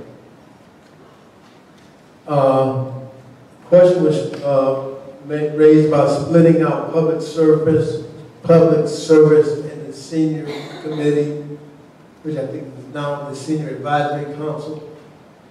I'm not sure we're going to keep up with all the name changes. But because those 2 committees are listed as one trustee assigned to those 2 committees, as some of us have 2 committees. We did not want to split them out and separate and confuse people as to one committee reports to one person but not anyone else. So we want to keep it consolidated so that they know if they have questions about one committee or the other, who the trustee is responsible responsible for it. There was a comment about the senior citizens having 3 groups. We're going to just put a comment in there about contacting the senior committees to find out the details. The residents will need to contact the senior committee anyway to figure out what they can and cannot do and should not do in the senior center. So we're going to put some kind of comment in there that they should, instead of saying that 3 groups, there may end up being 10 groups one day. But we were going to just put a general comment in about the number of groups in the senior center. Fence regulations, that has gone up and down, and it's enforceable in some parts of the village. It's not enforceable in other parts of the village. Some parts of the village, you cannot have a fence on the front of your house. On some sections of the village, it's okay to have it. So I'm not sure what we're going to do or say regarding fencing, except they should probably contact code enforcement. So we'll put a comment about contacting code enforcement if you have a question about fencing around your home. And that way they can get it first-hand information. There's also an ordinance about storage of your trash receptacles. They should be, the last one I read said it should be at the rear of the house. That's being interpreted being on the side of your house to the rear of it. Others have said that means the backyard. It should be back there. Again, this is like the fence. We're going to put a statement there that contact code enforcement and find out what the standards are. And we're not going to get involved in dictating that code enforcement changes all of these rules that are been in the books for probably centuries. But there'll be a caveat in there that you should contact code enforcement if you have any questions about fencing, sheds, garbage cans, or any of those other things that come up. Code enforcement is the best authority in Sauk Village. Mr. Mayor, we utilize a number of the directors and employees in Sauk Village to try to put information together for this, and I want to just say I appreciate them being available to us so that we can try to give the residents the best information that we have so they can make the best decisions that they can make. So again, Trustees Todd and Zupan, thank you very much for your comments for the handbook, and we're going to be incorporating those. And what you receive again, it won't look this nice. You're going to receive a stapled copy of the resident handbook with all these changes in it for you to see and review and hopefully vote and approve, and then we can start producing the resident handbook. One final thing along those lines is that we were told that CMS, I think the name of it is Central Management Service, where we can get a discount on all stationary type items, staples, paper clips, whatever. We were told they're no longer in existence. But we received a list of items that we could purchase. However, on that list, there was nothing about copy paper, and copy paper is used by village excessively. So there needs to be something added to that list about copy paper and how much it costs and all this other good stuff. Because we're going to be making quite a few copies. The final item is that we've already produced one of these in the manner in which we wanted to be presented. But it's things like the spines, I hope I'm covering this correctly. The spines for these documents and the paper for these documents are something that need to be purchased separately so we can produce them. So I will submit through channels what we need in order to start producing them. I hope we would get this done while we had the students here. It would have helped us out a lot. But the students are no longer here. But still, if the village decided to go with the community services project that was presented over a year ago, the students at Bloom Trail need community service hours as part of their graduation requirement. So I would like to revisit that and see where we go with it. And maybe that's where we can get our students to help out with producing the handbook for the residents. That's all I have. Okay, I just wanted to say, from 3:30 to 5, pretty soon we're going to be getting students that are going to be coming here in the village. So that'll be something that's going to be paid for by Bloom Township. So when that program starts, that'll be every day, Monday through Friday, 3:30 to 5, after they get out of school. So that's something that, yeah. That's something we definitely need. And I heard that the students that were used before a few weeks ago were real helpful too. They were great. To doing things here in the village. So I'm hoping that we receive the same. I don't know if we get the same ones back, but the students that were there, as a couple of the trustees stated and the village clerk stated, they were awesome. They did a great job. We'll take whatever we can get. That's all I have. Trustee Zubar.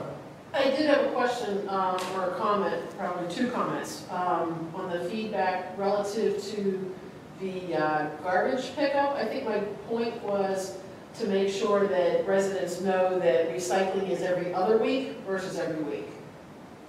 So it wasn't for the garbage pickup itself? No. Oh. All right, thank you. schedule is on the bulletin board out there with recycling included, as a bill or something out there. So just incorporate that feedback in however you want to, but my point was just to let people know that you can't be putting your blue can out every week with the other can.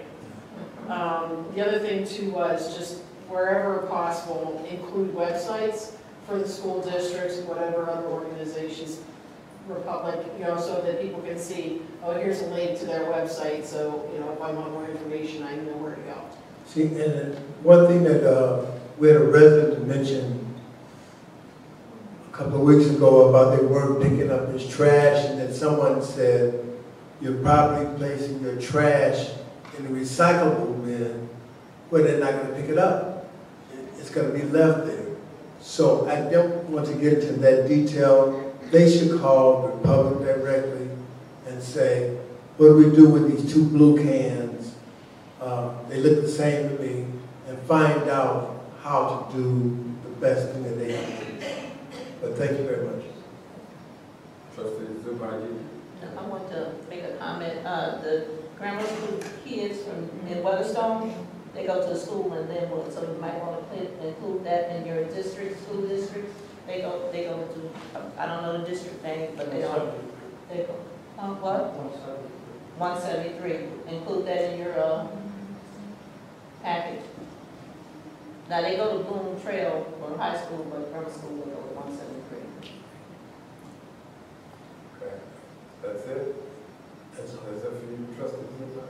No, I did have one other comment. I started to bring it up at the earlier meeting, but it wasn't on the agenda, so I will just mention it here and then say nothing else.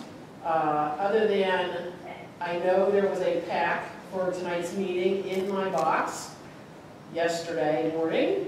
When I came in to pick it up, it, along with something else that someone had put in my box, was gone. So I'm not sure who felt the need to take things out of my box and not return them, but please don't do it again. And that's all I have. Thank you. And you said it was gone this morning? Yesterday. Oh, it was gone yesterday? Okay. All right, we can research that. Trustee Brewer. Okay, I have a couple of things. There's a great idea what the village clerk is recommending for access to village records. There's no reason in this day and age where a resident can't come in and find out what the water balance is. That's public information and stuff we could use. We also, they should know how many fire hydrant, if the fire hydrant in their particular area is out. That's something that should be readily available to them. How many vacant homes, who owns a vacant home next to them and stuff. That's something they should be able to look at. And also, water main breaks. You know, we just had one over in Deer Creek and It wasn't in Deer Creek. well, it affected Deer Creek, It affected everything on the other side of 390. but that's something It that, affected the industrial park, it Yeah. affected Windpack, it affected minority, everything on the other side of 390 was affected. but that, my point is being that this something, these are things that should be ready and public, it's public information, should be readily available to residents to, you know, click on, was it, all we have to do is find a way to get it out to them. Public information, you know, so we're working on accessibility, transparency, as you always say, Jones. That's what I'm Okay, saying. yeah, okay, And and you my, have to sign up for the website. yeah, I mean, that's a start, yeah, so. Yeah, that's a start. Okay, but my next thing is that I requested that the TIF attorneys come down and give us a briefing on how we can use TIFs or what TIFs are supposed to be used for. And I talked to Did you say TIF attorney? TIFs, the attorneys and staff. We don't have a TIF attorney. The attorney who's responsible for the TIF is Mary, I don't know if she's an Mary's not attorney. an attorney. What is she? She's a consultant. Well, consultant, we need to Financial talk to her. consultant. And she's not, and she's been doing it for a while, trying to reach out to her for a while, so we need to have I'm her not, come I'm down not understanding what you're saying. You want her to come and give a presentation? on the TIF, yes. And I mean, what is asked it about that you this want before. her to do? That's what I'm asking. Because, Everybody needs an overall on the TIFs, on what we can do with them. no, You know, how no. much it is in the TIF, the Okay. reserves, you know, all that sort of stuff. That's What I'm something trying that to we need say to know. is, what I'm trying to say is, when she comes out here, that's 165 an hour. Now, as far as what you can do with the TIF, virtually on TIF, some of the TIFs, you can't do anything other than collect your administration fee. So if you want her to come out here and explain that to you, fine, I can do that, that's not a problem. But as far as what you can do with the TIF, you can't do anything with TIF money, other than what is legally that we can use for administration fee. Can we borrow from a TIF? No. Can we use it for anything other than TIF? No. Can you actually use the TIF within the TIF, depending on what it is that you want to use it for? So right now, that's the reason why you have TIFs, and the reason why people come out is so they can control their money in the TIF for what they need to use it for. But if you want her to come out, just let me know. I'll ask the rest of the board. If you want her to come out and explain that, because when she comes out, she does get paid. It's in the Well, working already. Yeah, it's in the working, because we had agreed to it already, to give us an overview, because most of us are new about the Okay, TIFs. so I just So, let you know, those are there'll things. be a cost to that, okay? Yeah, and, Paying phones, hey, that's all. It's not hard I to just- create time for that. Go ahead, what's that, what else is that? what did you say now? Ooh, I thought you just made a comment to Barbara. no, I didn't make it. Oh, okay. I said, what's next? Okay, the infrastructure data, Kevin's putting it all together, and it's, we're gonna have to do this, that's the only thing I want to say about the infrastructure. Senior Center is gonna have a meeting Thursday at 5 o'clock, and, as you see now, they're bringing these procedures back to us, and we're gonna talk about them. And, the books were donated to the library, as told to you guys before. And we're gonna get in books with the larger print. But I just want to remind people that the senior center is not a library. So we're not gonna have all those books like we have, but we will have a nice variety of books that people can take in and out with larger print, hardbacks, books. And, as far as the accessibility, I really like that, and I can't get that enough. We should have to prevent some of the four-use that I think is gonna come out, that some of this information should be out there, and they should have it, residents should have ready access to information that's public, material. And that's Okay, the I do have a question. Mm. Could you come up with, remember I asked you about the different phases, how the funding is going to be determined to continue to go towards Lake Michigan water? How are the phases going to be funded and where are we going to get the funding from? Those are some of the things that I've been asked, and we need to find out. I don't know what phase we're at right now, probably phase 1, because we're still trying to make sure that we get the water main breaks taken care of. But when it comes to actually acquiring land, when it comes to actually getting to the second phase, which will make sure that we have the piping, we have everything we need to do, because I was just looking at some things today, because as I stated, I wasn't here in the village.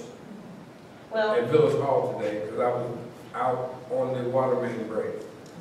But we have only one access to the other side of 394 going west.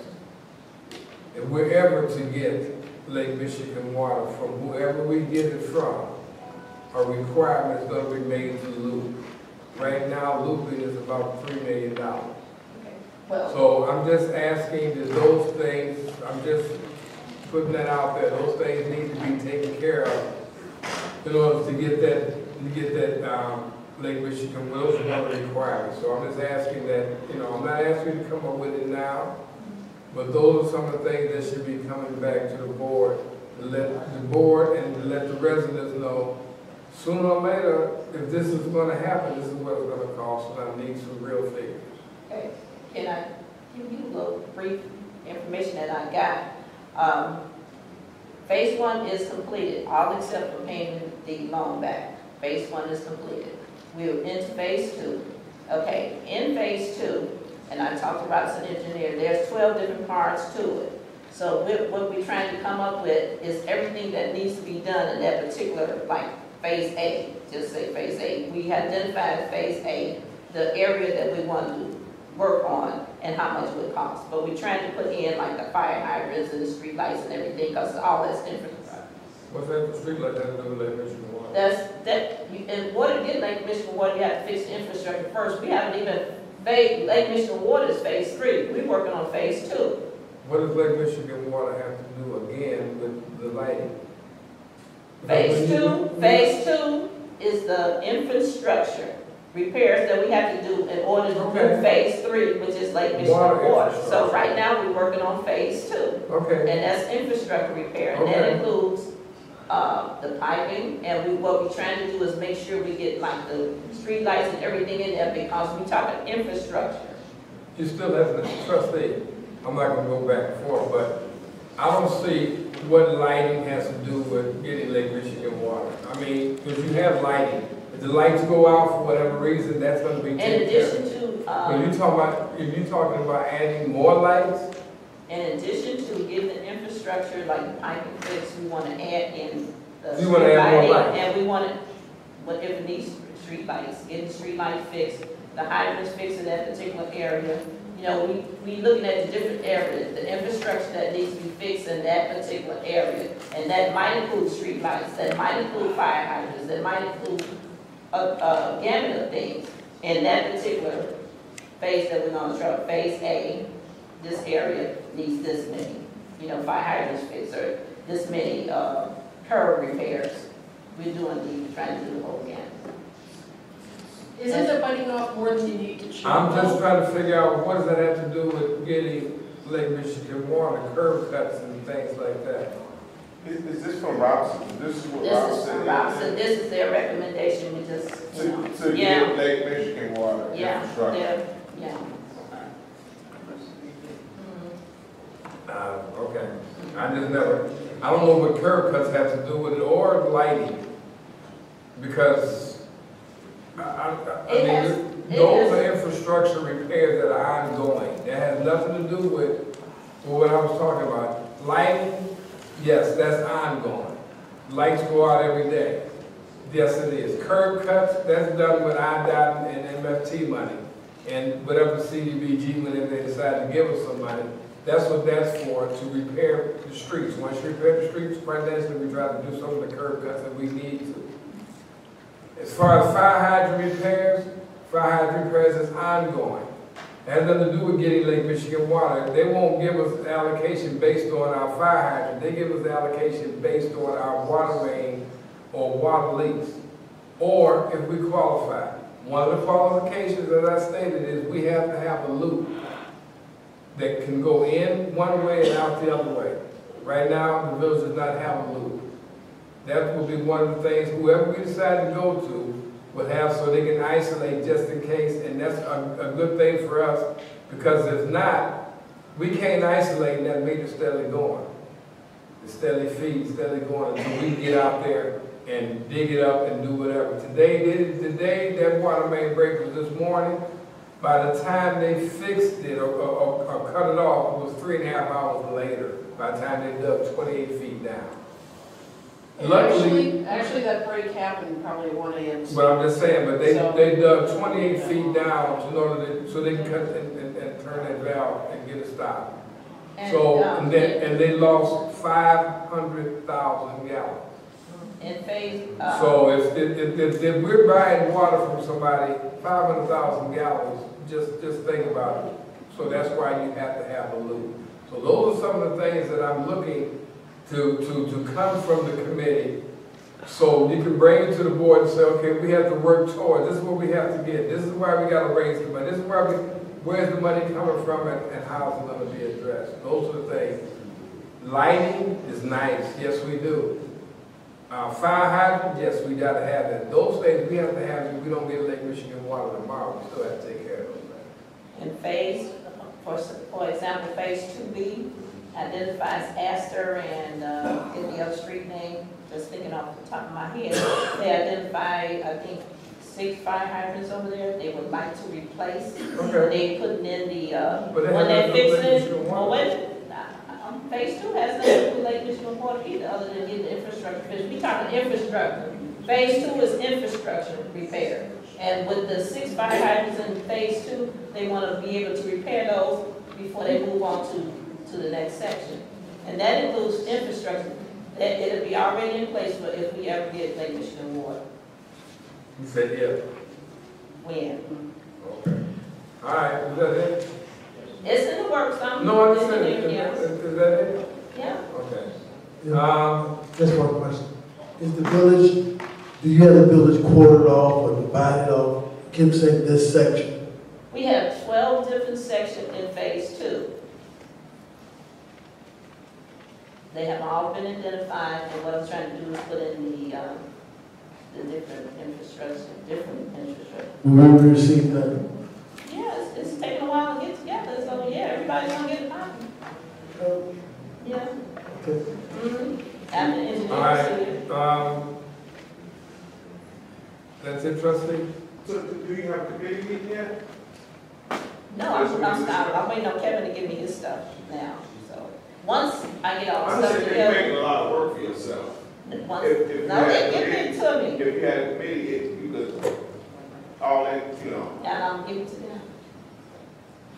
You know, so once we get it together there, we get it together, we send it back to Kevin and Jim Cernak, and then say, yeah, okay, and then we'll bring it. But it's gonna be, there's no time limit on this, so it's gonna be a while. It's got 12 different places that we have to go over.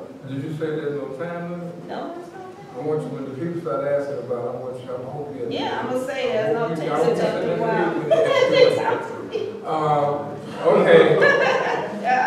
while. Okay, trustee. That's the end of my report. Okay.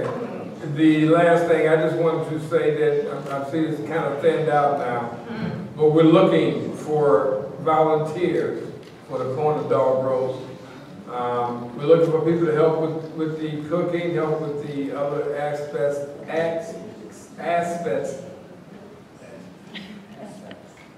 Okay, aspects. And Mayor, see, we don't think about it. And to make this a success, I don't know if you may have a cook-off this time between corn and hot dogs, Chicago hot dogs, but we're still looking for people to help out with that. So before, you know, it comes, it's going to be September 16th, so please put that on your calendar. And at this point, I'll ask for a motion to adjourn. So moved. Second. Moved by trustee Zupan, second by trustee Todd. All in favor? Aye. Motion carried. Thank you so much for being so